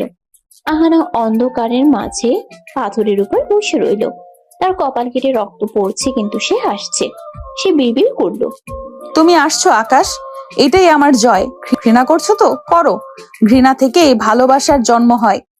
পরদিন আহানা আরো এক কাটি উপরে গেল। সে তার ভাঙা পা নিয়ে কলেজে গেল। তবে এবার তার সাথে ছিল 4-5 জন ছোট ক্লাসের ছেলে মেয়ে। তারা সবাই হাতে প্লে কার্ড নিয়ে আকাশের ডিপার্টমেন্টের সামনে দাঁড়িয়ে পড়লো। আহানা আকাশের ক্লাসের দরজায় একটা বড় স্টিকার লাগিয়ে দিল, এই রুমের ভেতর আমার হবু স্বামী ক্লাস করছে, ডিস্টার্ব করবেন না, সৌজন্যে আহানা চৌধুরী। আকাশ যখন ক্লাস থেকে বের হলো তখন পুরো করিডোরে হাসির রোল। তার বন্ধুরা তাকে নিয়ে টিটকারি মারছে। আকাশ স্তম্ভিত হয়ে দরজার দিকে তাকালো। তার সম্মানের দেয়াল যেন ভেঙে চুরমার হয়ে যাচ্ছে। সে দেখলো আহানা দূরে দাঁড়িয়ে তাকে দেখে ফ্লাইং কিস দিচ্ছে। আপনি কি চান আমি আজই এই শহর ছেড়ে চলে যাই? আপনি কি চান আমি পড়াশোনা ছেড়ে দেই? আপনার এই পাগলামিতে আমি মানুষের কাছে হাসির পাত্র হচ্ছি। আপনার কি বিন্দুমাত্র কাণ্ডজ্ঞান নেই? কেন? আমি তো সবার কাছে আমাদের সম্পর্কের কথা জাহির করেছি। আকাশ, তুমি আমাকে যত অপমান করবে আমি তত বেশি তোমার নাম জপব। তুমি আমাকে পিচ্চি বলো না, এই পিচ্চি মেয়েটাই একদিন তোমার ঘরের চাবি হাতে নিয়ে ঘুরবে। কোনোদিন না। আমি প্রিন্সিপাল স্যারের কাছে যাচ্ছি আপনার নামে নালিশ করতে। আপনাকে কলেজ থেকে রাস্ট্রিকেট না করা পর্যন্ত আমার শান্তি নেই। আপনি একটা বিষ আহানা। আপনি আমার জীবনের সবচেয়ে বড় অভিশাপ। আকাশ রাগে গটগট করে প্রিন্সিপালের রুমের দিকে হাঁটা দিল। আহানা তবুও পিছু ছাড়লো না। সে লাঠিতে ভর দিয়ে চিৎকার করে বলতে লাগলো, পুলিশ ডাকো, প্রিন্সিপাল ডাকো, সবাইকে দাওয়াত দাও আমাদের বিয়েতে। আমি কিন্তু বেনারসি কিনেই রাখছি। বিকেলে আসমা আহানাদের পাশে এলো। সে দেখলো আহানার বাবা আহানাকে মারার জন্য লাঠি হাতে তাড়া করছেন। আহানা ঘরের কোণে লুকিয়ে আছে। আজ তোকে আমি মেরেই ফেলবো। ওই ছেলের কলেজে গিয়ে তুই এসব কি করছিস? আমাদের কি সমাজে মুখ দেখানোর জায়গা রাখবি না? মুখ দেখানোর দরকার কি? আমি তো ঘোমটা দিয়ে ও বাড়িতে চলে যাব। তোমরা কেন বুঝছো না? আকাশ আমার নসিব। আসমা আহানার রুমে গিয়ে তাকে জড়িয়ে ধরে কাঁদতে শুরু করলো। আহানা, তুই থামবি প্লিজ? ভাইয়া আজ বাসায় এসে পাগলের মতো নিজের বইপত্র সব ছিঁড়ে ফেলেছে। ও বলেছে ও আর বাঁচতে চায় না তোর যন্ত্রণায়। ও আজ বিকেলে ওর এক বন্ধুর বাসায় চলে গিয়েছে, ফিরবে না আর। তুই কি সত্যি ওর জীবনটা ধ্বংস করবি? ও বাসা ছেড়ে চলে গেছে কেন? ও কি আমাকে ভয় পায়? ভয় না আহানা, ও তোকে ঘৃণা করে। ও তোর ছায়াও দেখতে চায় না। তুই ওকে পাত্তাই দিচ্ছিস না। তোর এই একতরফা জেদ আমাদের দুই পরিবারকে শেষ করে দিচ্ছে। আব্বু আজ তোর বাবার সাথে ফোনে যা তা ব্যবহার করেছে। তুই কি এটাই চেয়েছিলি? আহানা কিছুক্ষণ চুপ করে থাকলো। তার চোখে প্রথমবারের মতো বিষণ্ণতা দেখা দিল, কিন্তু সেটা সেকেন্ডের জন্য। সে আসমার হাত ধরে বলল, ও যেখানেই যাক, আকাশ তো আর আকাশ ছেড়ে পালাতে পারবে না। আমি ঠিক খুঁজে বের করব। ও তো দূরে যাবে, আমাদের দূরত্ব তত কমবে। ও যত দূরে যাবে আমাদের দূরত্ব তত কমবে। তুই শুধু আমাকে ওর ঠিকানাটা দে। আসমা আহানার হাত ছটকা দিয়ে সরিয়ে দিল। তুই একটা সাইকো আহানা, তুই সুস্থ না। আমি আজ থেকে তোর সাথে সব সম্পর্ক শেষ করলাম। তুই আমার ভাইয়ের শত্রু, তুই আমারও শত্রু। আসমা ঘর থেকে বেরিয়ে গেল। আহানা একা রুমে বসে আকাশের একটা ছবির দিকে তাকিয়ে রইল। সে হাসলো, তবে সেই হাসিতে মায়া নেই, আছে এক ভয়ঙ্কর জেদ। সে আকাশের ছবির কপালে একটা আঙ্গুল দিয়ে দাগ কেটে বলল, পালিয়ে বাঁচবো আকাশ সাহেব? এই অহনা চৌধুরীর নজর থেকে পালানোর মতো গর্ত এই দুনিয়ায় নাই। কাল দেখা হচ্ছে তোমার বন্ধুর বাসায়। আকাশ তার বন্ধু সজলের বাসায় আশ্রয় নিয়েছে। সে ভেবেছিল এখানে অন্তত ওই বিয়ে পাগল আপদটার হাত থেকে রক্ষা পাবে। কিন্তু সে জানতো না আহানা চাইলে গোয়েন্দা সংস্থার চেয়েও দ্রুত খবর বের করতে পারে। সে আসমার ফোন থেকে সজলের ঠিকানাটা চুপি চুপি কপি করে নিয়েছিল। রাত তখন 8টা। আকাশ আর সজল ড্রয়িং রুমে বসে কফি খাচ্ছিল। হঠাৎ কলিং বেল বেজে উঠলো। সজল দরজা খুলতেই দেখলো এক হাতে ক্রাচ, অন্য হাতে একটা টিফিন ক্যারিয়ার নিয়ে এক তরুণী দাঁড়িয়ে আছে। কপালে ঘাম, কিন্তু চোখে এক অদ্ভুত বিজয়ের হাসি। কিরে সজল ভাই, তোমার বন্ধুকে আমার হাত থেকে লুকাতে পারলা না তো? ওগো স্বামী সাহেব, তুমি কি ভেবেছিলে সজলের ব্যাচেলর রুমে আমি আসতে পারবো না? এই দেখো তোমার জন্য গরম গরম তেহারি নিয়ে আসছি। আকাশের হাতের কফির কাপটা কেঁপে উঠলো। সে রাগে সোফা থেকে উঠে দাঁড়ালো। তার ফর্সা মুখটা অপমানে আর রাগে টকটকে লাল হয়ে গেছে। আপনি কি মানুষ নাকি অন্য কিছু? আপনার কি কোনো আত্মসম্মান নেই? আমি বাসা ছেড়ে বন্ধুর বাড়িতে আসলাম শান্তি পেতে, আর আপনি ল্যাংচাতে ল্যাংচাতে এখানেও হাজির হলেন। আপনি কি চান আমি বিষ খেয়ে মরে যাই? বিষ খাবা কেন? তেহারি খাও। আর শোনো, তুমি যেখানেই যাও আমি সেখানেই ল্যাংচাতে ল্যাংচাতে পৌঁছে যাব। তুমি মাস্টার্স পাশ করছো তো কি হয়েছে? আমি ফার্স্ট ইয়ারে পড়লেও প্রেমের পিএইচডি করে ফেলেছি। সজল, এই মেয়েটাকে এখনই ঘাড় ধরে বের করে দে, না হলে আমি আজই ছাদ থেকে লাফ দেব। আমি আর নিতে পারছি না। ও একটা বিষাক্ত লতা যে আমাকে শ্বাসরোধ করে মারতে চায়। এই সজল ভাই, খবরদার আমাকে ধরবেন না। আমি আপনাদের হবু ভাবি। আকাশ, তুমি আমাকে যতই ছোট করো না কেন, আমি তোমার ছায়ার মতো লেগে থাকবো। তুমি কাল থেকে আবার বাসায় ফিরবা, না হলে আমি এখানেই অনশন শুরু করব। আকাশ আর সহ্য করতে পারলো না। সে আহানাকে একরকম টেনে হিঁচড়ে সজলের বাসা থেকে বের করে লিফটের সামনে নিয়ে এলো। আহানা ক্রাচে ভর দিয়ে কোনো মতে দাঁড়িয়েছিল। আপনার মতো সস্তা মেয়ে আমি আমার জীবনে দেখি নাই। আপনার বাবা মা কি আপনাকে এই শিখিয়েছে যে রাস্তায় রাস্তায় ঘুরে একটা ছেলেকে ব্ল্যাকমেইল করতে হয়? আপনার মতো মেয়েকে যদি আমি বিয়ে করি তবে আমার বংশের ইজ্জত ধুলোয় মিশে যাবে। আপনি একটা ডাস্টবিনের আবর্জনা যে আমি দুপায়ে মারিয়ে চলে যেতে চাই। ঘৃণা করি আপনাকে আহানা, ঘৃণা করি। আকাশ লিফটের বোতাম টিপে গটগট করে ভিতরে ঢুকে গেল। আহানা করিডোরে একা দাঁড়িয়ে রইল। আকাশের আবর্জনার শব্দটা তার কানে তীরের মতো বিঁধল, কিন্তু তার জেদ কমলো না। সে মুচকি হেসে বিড়বিড় করলো, আবর্জনা থেকেই তো সার হয় আকাশ সাহেব। তোমার জীবনের মরুভূমিতে আমি ফুল ফুটাবো, দেখে নিও। আহানা বাসায় ফিরে নতুন নাটক শুরু করলো। সে জানে আকাশ তাকে কোনোভাবেই মানবে না, তাই তাকে কাবু করতে হলে বড় কোনো ইমোশনাল ড্রামা দরকার। সে তার পড়ার টেবিলের ড্রয়ার থেকে এক গাদা ভিটামিন সি এর লাল ট্যাবলেট বের করলো। সেগুলোর খোসা ছাড়িয়ে সে গ্লাসে রাখলো। মা ঘরে ঢুকতে আহানা গ্লাসের পানিটা মুখে দিয়ে ওটা খাওয়ার ভান করলো। মা, আকাশ আমাকে আবর্জনা বলেছে। আমি আর বাঁচবো না। আমি এক গাদা ঘুমের ওষুধ খেয়ে ফেললাম। আকাশকে খবর দিও, সে যেন আমার কবরে অন্তত একটা গোলাপ দিয়ে যায়। মা তো চিৎকার করে পাড়া মাথায় তুললেন। বাবা দৌড়ে এলেন। আহানা চোখ বন্ধ করে বিছানায় শুয়ে পড়লো। বাবার সাথে সাথে আসমার বাবাকে ফোন দিলেন। ভাই সাহেব, আপনার ছেলের জন্য আমার মেয়েটা শেষ হয়ে যাচ্ছে। ও এক গাদা ঘুমের ওষুধ খেয়েছে। ও যদি মরে যায় তবে আমি আপনার ছেলের নামে খুনের মামলা দেব। খবরটা আগুনের মতো আকাশের কানে পৌঁছালো। আকাশ তখন সজরের বাসায় বসেছিল। খবরটা শুনে সে পাথর হয়ে গেল। সে কি সত্যি আহানাকে এত বড় বিপদে ফেললো? রিনা থাকলেও কি একটা প্রাণ এভাবে যেতে দেবে? আকাশের বাবা ফোনে আকাশকে ধমক দিলেন। আকাশ, তুই এখনই হাসপাতালে যা। ওই মেয়েটার যদি কিছু হয় তবে আমাদের সম্মান আর পুলিশ কেস সামলাতে পারবি না। যা বলছি কর। আকাশ অনিচ্ছা সত্ত্বেও হাসপাতালের দিকে রওনা হলো। তার মনের ভিতর ঘৃণা আর বিরক্তির চরম পর্যায়ে। সে ভাবছে, একটা মেয়ে কিভাবে একটা ছেলের জীবনকে এভাবে তছনছ করে দিতে পারে। হাসপাতালের বেডে আহানা শুয়ে আছে। সে জানে সে কোনো ওষুধ খায়নি, কিন্তু ডাক্তারকে বাবা মা অনেক অনুরোধ করে স্যালাইন দিয়ে রেখেছেন। আকাশ ওয়ার্ডে ঢুকতে আহানা এক চোখ খুলে তাকিয়ে হাসলো। ড্রামা তো ভালোই পারেন। ঘুমের ওষুধ খেয়েছেন, মরে কেন গেলেন না? মরলে অন্তত আমার জীবনটা শান্ত হতো। আপনি কি ভেবেছেন এভাবে মরে যাওয়ার ভয় দেখিয়ে আমাকে বিয়ে করবেন? ওগো, তুমি আসছো? আমি তো তোমার জন্যই যমরাজের সাথে ফাইট করে ফিরে আসলাম। বলো, এখন অন্তত কবুল বলবা? কখনো না। আপনি যদি এখানে মরেও যান তবুও আমি আপনার লাশটা দেখতে আসবো না। এই স্যালাইনের সুচ আপনার শরীরে নয়, আমার কলিজায় বিচ্ছে আপনার এই ন্যাকামির জন্য। আমি আজই ঢাকা ছেড়ে চলে যাচ্ছি। আপনি খুঁজে পাবেন না আমাকে। ভালো থাকবেন আপনার এই বিয়ে পাগল পাগলামি নিয়ে। আকাশ এক মুহূর্ত না দাঁড়িয়ে ওয়ার্ড থেকে বেরিয়ে গেল। আহানার বাবা মা আকাশের পথ আটকাতে চেয়েছিলেন, কিন্তু আকাশের চোখের ভয়ঙ্কর ঘৃণা দেখে কেউ আর সাহস পেল না। আহানা স্যালাইনের পাইপটা নিজের হাত থেকে ছিঁড়ে ফেললো। তার চোখ এখন আগুনের মতো জ্বলছে। সে বুঝতে পারছে আকাশ তাকে কোনোভাবেই মানবে না, কিন্তু আহানাও তো আহানা চৌধুরী। সে বিড়বিড় করলো, ঢাকা ছেড়ে পালাবা? পালাও। এই অহনা চৌধুরী যদি তোমার বাসর ঘরের খাটে বসে থাকতে না পারে তবে আমার নামও অহনা না। বাঘিনী এবার তার শিকার ধরবে। আকাশ সাহেব, প্রস্তুত থেকো। হাসপাতালের সাদা চাদরে শুয়ে আহানা যখন দেখলো আকাশ তার উপর তীব্র ঘৃণা নিয়ে ঘর থেকে বেরিয়ে যাচ্ছে, তখন তার ভেতরে এক ভয়ঙ্কর জেদ জেগে উঠল।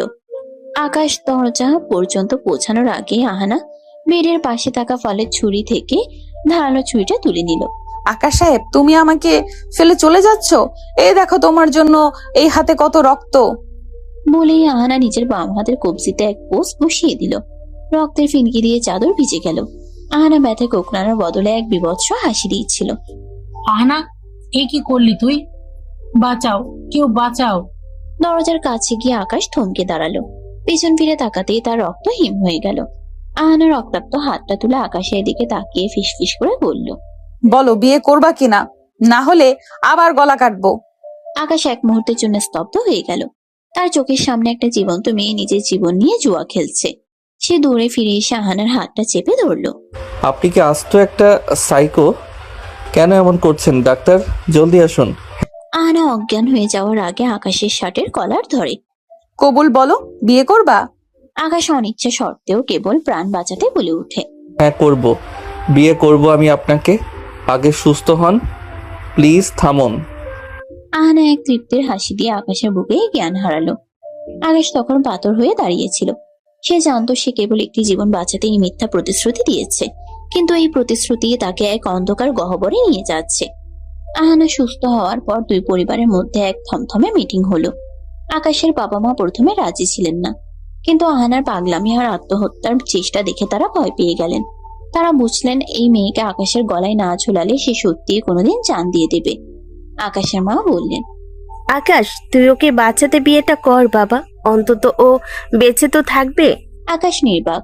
তার চোখে সেই স্বপ্ন, সেই মাস্টার্সের উজ্জ্বল ক্যারিয়ার, সব যেন এক বিয়ে পাগলির জেদের কাছে হেরে গেল। আসমা আহানার উপর চরম রেগে আছে। সে আহানার রুমে গিয়ে বলল, তুই যা করলি আহানা, এটাকে ভালোবাসা বলে না, এটাকে ব্ল্যাকমেল বলে। তুই আমার ভাইয়ের জীবনটা তছনছ করে দিলি। তুই বুঝবি না আসমা, তোর ভাই হলো একটা কঠিন পাথর আর আমি হলাম ঝর্ণা। পাথরকে ক্ষয় করেই আমি ওর মনের রাস্তা বানাবো। তোর ভাই যখন আমাকে ঘৃণা করে তো কি হয়েছে? ঘৃণা থেকেই তো আসল রোম্যান্স শুরু হয়। অবশেষে সেই দিন এলো। আহানা লাল বেনারসি পরে এক হাতে ব্যান্ডেজ আর অন্য হাতে মেহেদি নিয়ে বাসর ঘরে বসে আছে। তার মুখে কোনো ক্লান্তি নেই, বরং এক আকাশ জয় করার আনন্দ। আকাশ রুমে ঢুকলো রাত 12টায়। তার মুখে কোনো হাসি নেই, বরং একরাশ বিরক্তি আর রাগ। আকাশ খাটের এক কোণে গিয়ে বসলো। আহানা গুটি গুটি পায়ে এগিয়ে গিয়ে আকাশের একদম গায়ের সাথে লেপটে বসলো। গায়ে পড়ছেন কেন? শোনেন আহানা, আপনাকে আমি ভালোবেসে বিয়ে করিনি, কেবল একটা লাশ দেখার ভয়ে এই নাটক করেছি। আপনি আমার ছোট বোনের বান্ধবী। আমার চোখে আপনি কেবলই একটা অবুঝ পিচ্ছি। আমার বউ হওয়ার যোগ্যতা আপনার নেই। আকাশ ছিটকে সরে যায়। আহানা খিলখিল করে হেসে আকাশের গলার টাই ধরে টান দিয়ে বলে, যোগ্যতা দিয়ে কি হবে স্বামী সাহেব? আমি তোমার রেজিস্ট্রি করা বউ, আর তুমি যে বললে ভালোবাসো না। আচ্ছা, না বাসলে কেউ এভাবে দৌড়ে এসে রক্তমাখা হাত চেপে ধরে? তুমি আমাকে ভালোবাসো, কিন্তু তোমার ওই পচা ইগো স্বীকার করতে দিচ্ছে না।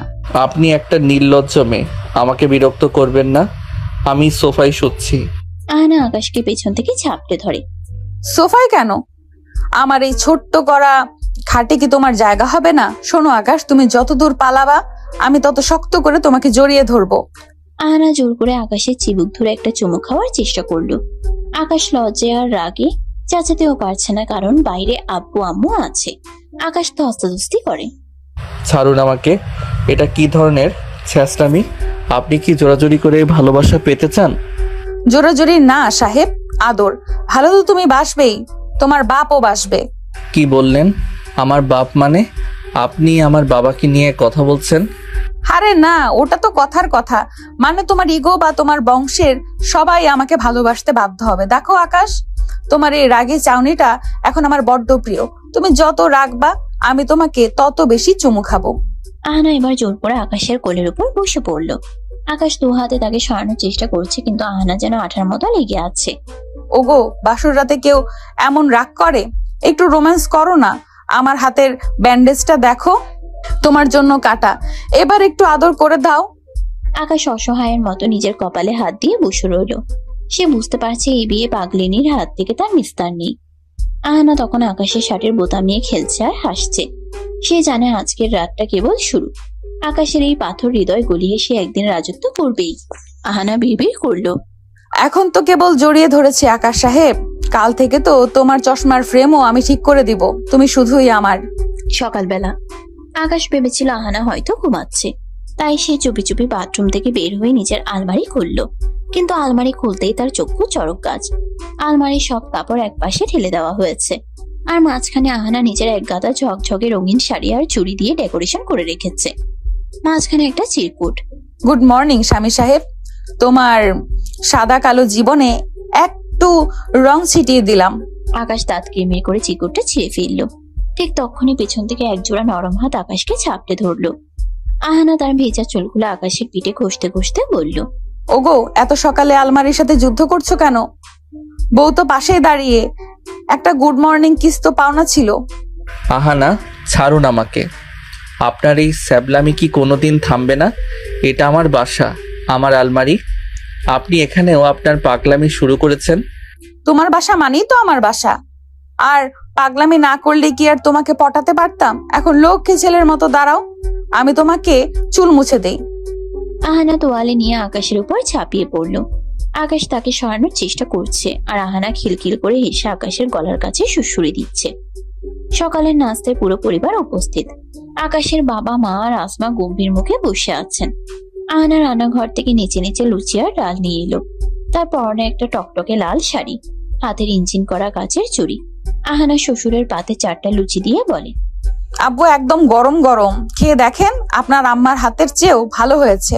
আমি সকালে 2টার বেশি লুচি খাই না আহানা, আর বড়দের সাথে কথা বলার সময় একটু ধীরস্থির হতে হয়।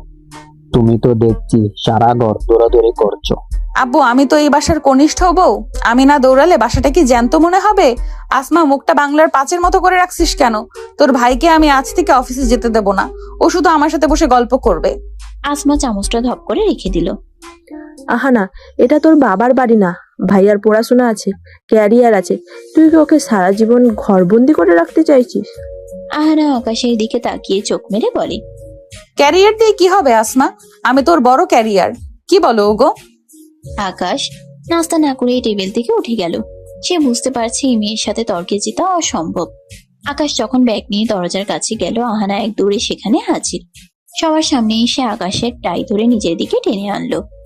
আহানা, আব্বু আম্মু দাঁড়িয়ে আছে, ছাড়ুন। আহানা সবার সামনে আকাশের কপালে একটা শব্দ করে চুমু দিয়ে বলে, অফিস থেকে ফেরার সময় আমার জন্য 1 প্যাকেট নীল চুড়ি আর ডজন খানেক চকলেট নিয়ে আসবা, না আনলে কিন্তু আমি তোমার অফিসের নিচে গিয়ে অনশন শুরু করব। আকাশ লজ্জায় আর অপমানে মাথা নিচু করে বাসা থেকে বেরিয়ে গেল। পেছনে আসমা আর তার মার আগে গজগজ করতে লাগলেন। তাদের আদরের শান্ত ছেলেটাকে এই মেয়েটা যেন পুরো ভেড়া বানিয়ে ছাড়ছে। আকাশ অফিসে বসে একটা সিরিয়াস মিটিং করছিল। হঠাৎ তার ফোনে একটা ভিডিও কল এলো, আহানার কল। আকাশ রিসিভ করতেই দেখলো আহানা বাথটাবে বসে আছে, কিন্তু সে চুলে শ্যাম্পু মাখছে আর গান গাইছে। ওগো, দেখো তো শ্যাম্পুটা কি তোমার পছন্দ? তুমি না থাকলে আমার গোসল করতেও মনে চায় না। তাড়াতাড়ি বাসায় আসো, আমার পিঠে সাবান মেখে দিবা। এই মেয়ে তো আসলেও একটা সাইকো। মিটিং এর মধ্যে এসব কি? আকাশ দ্রুত ফোন কেটে দেয়। আকাশের কলিগরা মুচকে হাসছে। আকাশের মনে হচ্ছে সে মাটির নিচে ঢুকে যায়। বিকালে আকাশ পাশে ফিরতেই দেখলো ড্রয়িং রুম অন্ধকার, শুধু কয়েকটা মোমবাতি জ্বলছে। আহানা একটা শর্ট ফ্রক পরে বসে আছে। আকাশকে দেখা মাত্রই সে সোফা থেকে লাফ দিয়ে আকাশের কোলে চড়ে বসলো। আকাশ ভারসাম্য সামলাতে গিয়ে বলে, ওরে বাবারে, নামো না আহানা, হাড়গোড় ভেঙে দেবেন তো। আহানা আকাশের গলা জড়িয়ে ধরে। তুমি না আমাকে পিচ্চি বলো? দেখো পিচ্চি বউ তোমার কোলে কত সুন্দর করে মানাইছে। না বললে আমি তোমার ল্যাপটপ নিয়ে ড্রেনে ফেলে দেব। আপনি কি কোনোদিন সুস্থ হবেন না? আমি সারাদিন কাজ করে আসছি, আর আপনি রোমান্স করার জন্য অস্থির হয়ে আছেন। শোনো সাহেব, বাঘিনী যখন শিকার ধরে তখন সে শিকারের সেবাও করে। তুমি আমার জান, আমার প্রাণ, এখন চলো একটু সাজুগুজু করিয়ে দেই তোমাকে। আহানা জোর করে আকাশকে রুমে নিয়ে গেল। সেখানে সে আকাশকে বিছানায় ফেলে দিয়ে জোর করে ফেসিয়াল করাতে শুরু করলো। আকাশ হাত পা ছুটছে, কিন্তু আহানা তার উপর চড়ে বসে গালের মধ্যে ক্রিম মাখিয়ে দিচ্ছে। একদম নড়বা না, তোমাকে আমি রাজপুত্রের মতো সুন্দর করে বানাবো, যাতে রাস্তার মেয়েরা জ্বলে পুড়ে মরে। আকাশ বুঝতে পারলো আহানা চৌধুরীর এই অস্থির ভালোবাসা আর বেহায়া রোমান্সে এখন তার নিয়তি। সে যতই বিরক্ত হোক, আহানার এই চঞ্চলতা আর মায়াবী জেদ তাকে ধীরে ধীরে এক অদ্ভুত আকর্ষণে বেঁধে ফেলছে, যা সে নিজেও এখনো স্বীকার করতে পারছে না। আহানা আকাশের কানে কামড় দিয়ে ফিসফিস করে বলল, ভালো তো তোমায় বাসতেই হবে আকাশ সাহেব, পালিয়ে যাবা কোথায়? রাত তখন গভীর, সারা বাড়ি নিস্তব্ধ। আকাশ ঘুমানোর চেষ্টা করছে খাটের একদম শেষ প্রান্তে গিয়ে, যেন আহানার শরীরের একটু স্পর্শও তাকে না লাগে। তার মনে এখনো সে ঘৃণা আর বিরক্তি। সে ভাবছে, একটা মেয়ে কতটা নিচে নামলে এভাবে একটা ছেলেকে বাধ্য করতে পারে বিয়ে করতে। হঠাৎ সে অনুভব করলো এক জোড়া তপ্ত হাত তার খালি পিঠে সর্পিল গতিতে বিচরণ করছে। আহানা তার পাতলা সুতি শাড়িটা সরিয়ে আকাশের একদম গায়ের সাথে মিশে এলো। তার ভেজা চুলের সুঘ্রাণ আর শরীরের রোম আকাশের স্নায়ু অবশ করে দিচ্ছে। আকাশ দাঁত কিরমির করে, আহানা, ওপাশে সরুন। আপনাকে বলেছি না আমাকে টাচ করবেন না, আমাদের মাঝে কোনো শারীরিক সম্পর্ক হবে না। আহানা আকাশের কানে কামড় দিয়ে ফিসফিস করে, কেন হবে না গো? আমি কি তোমার প্রতিবেশী যে দূরে থাকবো? আমি তোমার বউ, আর তুমি যত বারণ করবে আমি তত বেশি তোমার ওই শক্ত বুকটাতে মুখ লুকাতে ইচ্ছে করবে। আহানা এবার এক ঝটকে আকাশের উপর উঠে বসলো। তার খোলা চুল আকাশের মুখে বুকে আছড়ে পড়ছে। আকাশের শ্বাসকষ্ট শুরু হলো। সে দু হাতে আহানাকে সরিয়ে দেওয়ার চেষ্টা করলো, কিন্তু আহানা আজ বেপরোয়া। সে আকাশের দুই হাত চেপে ধরে বিছানায় গেঁথে ফেললো। আপনি কি রেপ করবেন আমাকে? ছাড়ুন বলছি। আপনার এই জবরদস্তি আমার ঘৃণা আরো বাড়িয়ে দিচ্ছে। আহানা আকাশের ঠোঁটে নিজের ঠোঁট ছুঁয়ে দেয়। ঘৃণা করতে দাও, আমি জানি তোমার শরীর এখন অন্য কথা বলছে। তোমার এই ধকধকানি কি আমি শুনতে পাচ্ছি না? আহানা এবার আকাশের শার্টের বোতামগুলো একের পর এক খুলতে শুরু করলো। আকাশ তাকে বাধা দিতে চাইলেও আহানার শরীরের উষ্ণতা আর তার চঞ্চল সোহাগ আকাশের পুরুষত্বকে নাড়া দিতে শুরু করলো। আহানা আকাশের গলার নিচে, ঘাড়ে আর বুকে একের পর এক পাগলাটে চুমু দিতে লাগলো। আকাশ চোখ বন্ধ করে নিজেকে সামলানোর চেষ্টা করছে, কিন্তু আহানার আঙ্গুলের ছোঁয়া তার মেরুদণ্ড দিয়ে এক শীতল স্রোত বইয়ে দিচ্ছে। আহানা এবার আকাশের কানের লতিতে জিভ দিয়ে সুড়সুড়ি দিয়ে বলল, বড় বড় কথা বলো না আকাশ সাহেব। তুমি যতই বলো আমাকে পছন্দ করো না, তোমার এই গরম নিঃশ্বাস বলছে তুমি আমার নেশায় বোধ হয়ে আছো। আকাশের শরীরের নিয়ন্ত্রণ এবার আলগা হয়ে এলো। সে অবচেতন ভাবে আহানার কোমর জড়িয়ে ধরলো। আহানা এক বিজয়ী হাসি হাসলো। সে জানতো এই পাথরের দেয়াল ভাঙতে তাকে আগুনের মতো উত্তপ্ত হতে হবে। ঘরটা এখন কেবল দুজনের নিঃশ্বাসের শব্দে ভারী হয়ে উঠেছে। আকাশ চাইছিল আহানাকে ঘৃণা করতে, কিন্তু আহানার নিবিড় আলিঙ্গন আর সোহাগ তাকে এক গভীর কোরের মধ্যে নিয়ে গেল। সকালে যখন সূর্যের আলো জানালার পর্দা চিরে আকাশের চোখে পড়ল, সে দেখলো আহানা তার বুকের উপর মাথা রেখে অঘরে ঘুমাচ্ছে। আকাশের মনে এক অদ্ভুত অপরাধ বোধ আর বিরক্তি কাজ করলো। সে দ্রুত আহানাকে সরিয়ে উঠে দাঁড়ালো। ধুর, কাল রাতে আমি নিজেকে সামলাতে পারলাম না কেন? এই মেয়েটা তো ঠিক এটাই চেয়েছিল, আমাকে দুর্বল করা। আকাশ বাথরুমে ঢুকে শাওয়ার ছেড়ে দিল। সে নিজেকে ধিক্কার দিচ্ছে। ঠিক তখনই বাথরুমের দরজা খুলে আহানা ভেতরে ঢুকে পড়লো। সে কেবল একটা তোয়ালে জড়িয়ে আছে। আপনি এখানে কেন? আমি গোসল করছি, দেখতে পাচ্ছেন না? বাইরে যান। ওগো, এক বালতি পানিতে কি আর দুজনে গোসল করা হয়? এসো, আমি তোমার পিঠ ঘষে দেই। একা একা গোসল করলে তো সাবান ঠিক মতো লাগে না। আহানা শাওয়ারের নিচে আকাশের সাথে দাঁড়িয়ে গিয়ে বলে। আহানা জোর করে আকাশের হাতে সাবান মাখিয়ে দিতে লাগলো। আকাশ তাকে ধাক্কা দিয়ে সরিয়ে দিতে চাইলো, কিন্তু পানির ঝাপটায় দুজনের শরীর আরো বেশি পিচ্ছিল হয়ে একে অপরের সাথে লেপটে গেল। আহানা খিলখিল করে হাসছে আর আকাশের শরীরের বাজে বাজে হাত বুলোচ্ছে। আকাশ বিরক্ত হয়ে তাকে ধাক্কা দিয়ে দরজা বন্ধ করে দিল। আহানা তখনও বাইরে দাঁড়িয়ে খিলখিল করে হাসছে। ড্রয়িং রুমে নাস্তা করার সময় আহানা আজ আরো বেশি চঞ্চল। সে আসমার পাশে গিয়ে বসলো। আসমা, কাল রাতে তোর ভাইয়া যা রোমান্টিক ছিল না, ওফ, আমি তো ভেবেছিলাম ও শুধু বই পড়তে জানে, কিন্তু ও তো ভালোবাসতেও ওস্তাদ। আহানা, ডাইনিং টেবিলে এসব কি কথা? আব্বু আম্মু বসে আছে, তোর কি বিন্দু মাত্র সেন্স নেই? অহনা, এই বাড়ির একটা আদব লেহাজ আছে। তুমি আসমার বান্ধবী হতে পারো, কিন্তু এখন এই বাড়ির বউ। একটু সংযত হয়ে কথা বলো। আহানা শাশুড়ির পাতে ডিম পোস্ট দিয়ে বলে। মা গো, সংযত থাকলে কি আর আপনাদের ছেলেকে পটাতে পারতাম? ও তো ছিল একটা আস্ত রোবট। আমি আসছি বলেই তো এখন মানুষ হচ্ছে। কি বলো গো স্বামী সাহেব? আকাশ মুখ নিচু করে নাস্তা গিলছে। তার মনে হচ্ছে সে কোনো এক সার্কাসের মাঝখানে বসে আছে। সে দ্রুত খাওয়া শেষ করে উঠে দাঁড়ালো। আমি আজ লাইব্রেরিতে যাব, ফিরতে রাত হবে। আহানা আকাশের ব্যাগটা কেড়ে নিয়ে বলে, লাইব্রেরি? না না, আজ আমরা সিনেমা দেখতে যাব। আমি টিকিট কেটে ফেলেছি, আর তুমি যদি না যাও তবে আমি তোমার ওই সব দামি দামি থিসিসের পেপার দিয়ে আজ চুলা জ্বালাবো। আকাশ অসহায়ের মতো আসমার দিকে তাকালো। আসমা শুধু মাথা নিচু করে রইল। সে জানে আহানা যা বলে তা করেই ছাড়ে। বিকেলে আকাশকে জোর করে শপিং মলে নিয়ে গেল আহানা। সে আকাশকে দিয়ে জোর করে নিজের জন্য অন্তর্বাস কেনাতে চাইলো। আহানা, এটা কি করছেন? লোকজন দেখছে। আমি এসব সেকশনে ঢুকবো না। আহানা আকাশের হাত ধরে টেনে নিয়ে বলে, কেন ঢুকবা না? তুমি না দেখলে আমি পরবো কার জন্য? এই যে লাল রংটা দেখো, এটা পরলে আমাকে কেমন লাগবে বলো তো? আকাশের কান মাথা গরম হয়ে গেল। সে দ্রুত শোরুম থেকে বের হয়ে এলো। আহানা পেছনে পেছনে হাসতে হাসতে এলো। সে আকাশের হাত জড়িয়ে ধরে বলল, তুমি না বড্ড লাজুক আকাশ সাহেব। রাতে তো খুব তেজ দেখালে, এখন কেন এত লজ্জা? আকাশ বুঝতে পারলো আহানা চৌধুরীর এই অস্থিরতা, এই বেহায়া ভালোবাসা আর চটপটে পাগলামি এখন তার প্রতিদিনের সঙ্গী। সে যতই নিজেকে সরিয়ে রাখতে চায়, আহানা ততই তাকে তার শরীরের আর মনের গভীরে টেনে নিয়ে যাচ্ছে। আকাশে সেই ঘৃণা ধীরে ধীরে এক অদ্ভুত অভ্যাসে পরিণত হচ্ছে, যা সে নিজেও অস্বীকার করতে পারছে না। আহানা আকাশের পকেটে হাত ঢুকিয়ে দিয়ে ফিসফিস করে বলল, আজ রাতে কিন্তু আমি নীল শাড়ি পরবো না, শুধু তোমার দেওয়া এই লাল উপহারটা পরবো। জলদি বাসায় চলো। আকাশ দীর্ঘশ্বাস ফেলে আকাশের দিকে তাকালো। তার শান্ত জীবনটা এখন এক ঝড়ো হাওয়ার কবলে, যে হাওয়া তাকে উড়িয়ে দিয়ে যাচ্ছে এক নিষিদ্ধ সুখের দিকে। আকাশ লাইব্রেরিতে বসে গুরুত্বপূর্ণ থিসিস লিখছে। ঠিক তখনই আহানা নিঃশব্দে রুমে ঢুকলো। পরনে পাতলা ফিনফিনে স্লিভলেস কামিজ, চুলে বুনো ফুলের ঘ্রাণ। সে এসে আকাশের ল্যাপটপের উপর নিজের 2 হাত রাখলো। আহানা, দেখছেন আমি কাজ করছি, সরুন এখান থেকে। আহানা আকাশের চশমাটা নাক থেকে টেনে খুলে নিয়ে বলে, চশমা পরলে তোমাকে একদম বুড়ো লাগে গো। এই চশমা ছাড়াই তো তোমার চোখ দুটো নেশা ধরানো। কাজ পরে হবে, আগে বউকে একটু সময় দাও। আকাশ চশমা কেড়ে নেওয়ার চেষ্টা করে। সময় দেওয়ার কি আছে? 24 ঘন্টা তো গায়ের উপর পড়ে থাকেন, লজ্জা লাগে না আপনার? আহানা আবার এক ঝটকায় আকাশের কোলে চড়ে বসলো। আকাশ অপ্রস্তুত হয়ে চেয়ার সহ পিছিয়ে গেল।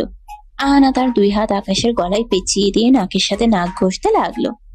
লজ্জা দিয়ে কি পেট ভরে স্বামী সাহেব? এই যে তোমার বুকটা ধকধক করছে, এটা কি আমার জন্য না? বলো তো, কাল রাতে যখন আমি তোমার ঘাড়ে কামড় দিলাম, তখন কেন তুমি আমাকে সরিয়ে দাওনি? তখন তো খুব শক্ত করে জড়িয়ে ধরেছিলে। ওটা ছিল অনিচ্ছাকৃত, আপনি আমাকে বাধ্য করেছিলেন। আহানা খিলখিল করে হেসে উঠলো আর আকাশের ঠোঁটে আলতো করে নিজের ঠোঁট ছুঁয়ে দিল। আকাশ ধাক্কা দিয়ে সরাতে চাইলো, কিন্তু আহানার শরীরের উষ্ণতা আর মাদকতায় সে বারবার হেরে যাচ্ছিল। আহানা আকাশের শার্টের ভিতর হাত ঢুকিয়ে দিয়ে বলল, তুমি যতই বলো অনিচ্ছাকৃত, তোমার শরীরের প্রতিটি লোমকূপ জানে তুমি আমাকে চাও। আজ রাতে আমি এক বিন্দুও ছাড় দেব না। আহানা জেদ ধরেছে তারা সাজেক যাবে। আকাশ রাজি ছিল না, কিন্তু আহানা হুমকি দিল যে সাজেক না নিয়ে গেলে সে এবার বাড়ির ছাদ থেকে লাফ দেবে। অগত্যা আকাশ তাকে নিয়ে পাহাড়ে গেল। পাহাড়ের আঁকাবাঁকা রাস্তায় বাইক চালাচ্ছে আকাশ, আর আহানা পেছনে বসে আকাশের পিঠে মুখ ঘষছে আর হাত দিয়ে আকাশের পিঠে কাতুকুতু দিচ্ছে। আহানা, বাইক অ্যাক্সিডেন্ট হবে তো, হাত সরান। হোক অ্যাক্সিডেন্ট, মরলে তো তোমার বুকেই মরবো। ওগো, এই নির্জন পাহাড়ে যদি আমরা হারিয়ে যাই, তবে কিন্তু সারা রাত আমি তোমাকে ছাড়বো না। মেঘগুলো যেন তাদের পায়ের নিচে খেলা করছিল। হঠাৎ একদল ছিনতাইকারী পাহাড়ের আড়াল থেকে দেশি অস্ত্র নিয়ে বেরিয়ে এলো। তারা আকাশের বাইক আর আহানার গয়না কেড়ে নিতে চাইলো। এই ছোকরা, যা আছে সব বের কর, নাহলে তোর সুন্দরী বউকে আজ আমরা নিয়ে যাব। আকাশ সাহসের সাথে তাদের বাধা দিতে গেল, কিন্তু একজন ছিনতাইকারী ছুরি আঘাত করতে গেলে আকাশ অপ্রস্তুত হয়ে পড়ে যায়। ঠিক তখনই আহানা এক অদ্ভুত সাহসে ঝাঁপিয়ে পড়ল। সে নিজের জীবনে তোয়াক্কা না করে আকাশের সামনে ঢাল হয়ে দাঁড়ালো। ছিনতাইকারীর ছুরির আঘাতে আহানার কাঁধের এক পাশ কেটে গেল। রক্তে তার কামিজ পিছে লাল হয়ে গেল। তবুও সে থামলো না, পাশে থাকা একটা ভারী পাথর তুলে একজনের মাথায় মারলো। আহানার এই রণচণ্ডী রূপ দেখে ছিনতাইকারীরা ভয় পেয়ে পালিয়ে গেল। আহানা মাটিতে ধপ করে পড়ে গেল।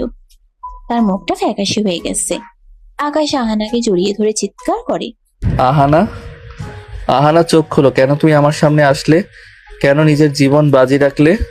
ওগো, আমি না পিচ্ছি, আমি না তোমার ক্যারিয়ারের বাধা। আমি তোমাকে ভালোবাসি, আমি তোমাকে চাই। কিন্তু তুমি আমাকে ছেড়ে চলে গেলে। আমি তোমাকে ছাড়বো না। কিন্তু তোমার গায়ে একটা আঁচ লাগলে এই অহনা যে মরে যাবে। তোমাকে ছাড়া জান্নাতও তো আমার কাছে জাহান্নাম। আকাশ আর দেরি না করে দ্রুত তাকে হাসপাতালে নেয়। হাসপাতালের বেডে আহানা শুয়ে আছে, তার কাঁধে বড় একটা ব্যান্ডেজ। আকাশ পাশে বসে আছে, তার চোখে আজ জল। সে গত কয়েক বছর ধরে যে মেয়েটাকে ঘৃণা করেছে, আজ বুঝতে পারলো সে মেয়েটাই তাকে পৃথিবীর সবচেয়ে খাঁটি ভালোবাসা দিয়ে আগলে রেখেছে। আহানা চোখ খুলতেই দেখলো আকাশ তার হাতটা শক্ত করে ধরে রেখেছে। ওগো স্বামী সাহেব, কাঁদছো কেন? আমি তো মরি নাই, এই দেখো এখনো তোমাকে জ্বালানোর মতো শক্তি আছে। আকাশ আহানার কপালে চুমু খেয়ে বলল, চুপ করুন।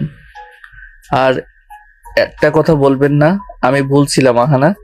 আমি ভেবেছিলাম আপনি কেবল জেদ করছেন, কিন্তু আজ বুঝলাম আপনি আমাকে আমার চেয়েও বেশি ভালোবাসেন। আমি আপনার এই পাগল করা ভালোবাসার যোগ্যই না। আহানা আকাশের চোখের পানি মুছে দিল। যোগ্য অযোগ্য বুঝি না, আমি শুধু বুঝি আকাশ আমার, আর আকাশটা শুধু এই মেঘলা অহনার জন্যই। এখন কি অন্তত একবার মন থেকে বলবা যে তুমি আমাকে ভালোবাসো? আকাশ আহানাকে নিবিড় ভাবে জড়িয়ে ধরে। আমি তোমাকে অনেক ভালোবাসি আহানা। আমার এই সারা জীবনের একঘেয়েমি দূর করতে তোমার মতো একটা পাগলিরই দরকার ছিল। আমি হার মেনেছি তোমার ভালোবাসার কাছে। আহানা বিজয়ের হাসি হাসলো। সে জানতো এই দিনটা আসবেই। আকাশ এবার আর অনিচ্ছাই নয়, বরং পরম মমতায় আহানার ঠোঁটে নিজের ঠোঁট মেলালো। হাসপাতালের সেই কেবিনটা যেন এক নিমিষেই বাসর ঘরে পরিণত হলো। আহানা আকাশের বুকে মুখ লুকিয়ে ফিসফিস করে বলল, বলেছিলাম না আকাশ সাহেব, এই বিয়ে পাগলির প্রেমে তোমার বাপও পড়বে। এখন তো তুমি আমার কয়েদি হয়ে গেলে। আকাশ হাসলো। এই প্রথম তার হাসিটা ছিল প্রাণ খোলা। সে বুঝতে পারলো জীবনের সবচেয়ে সুন্দর পাগলামিটাই সে এতদিন দূরে সরিয়ে রেখেছিল। এখন থেকে এই আকাশ আর আহানা এক অবিচ্ছেদ্য সত্তা, যাদের ভালোবাসা কোনো নিয়ম বা যুক্তি মানে না। সত্য।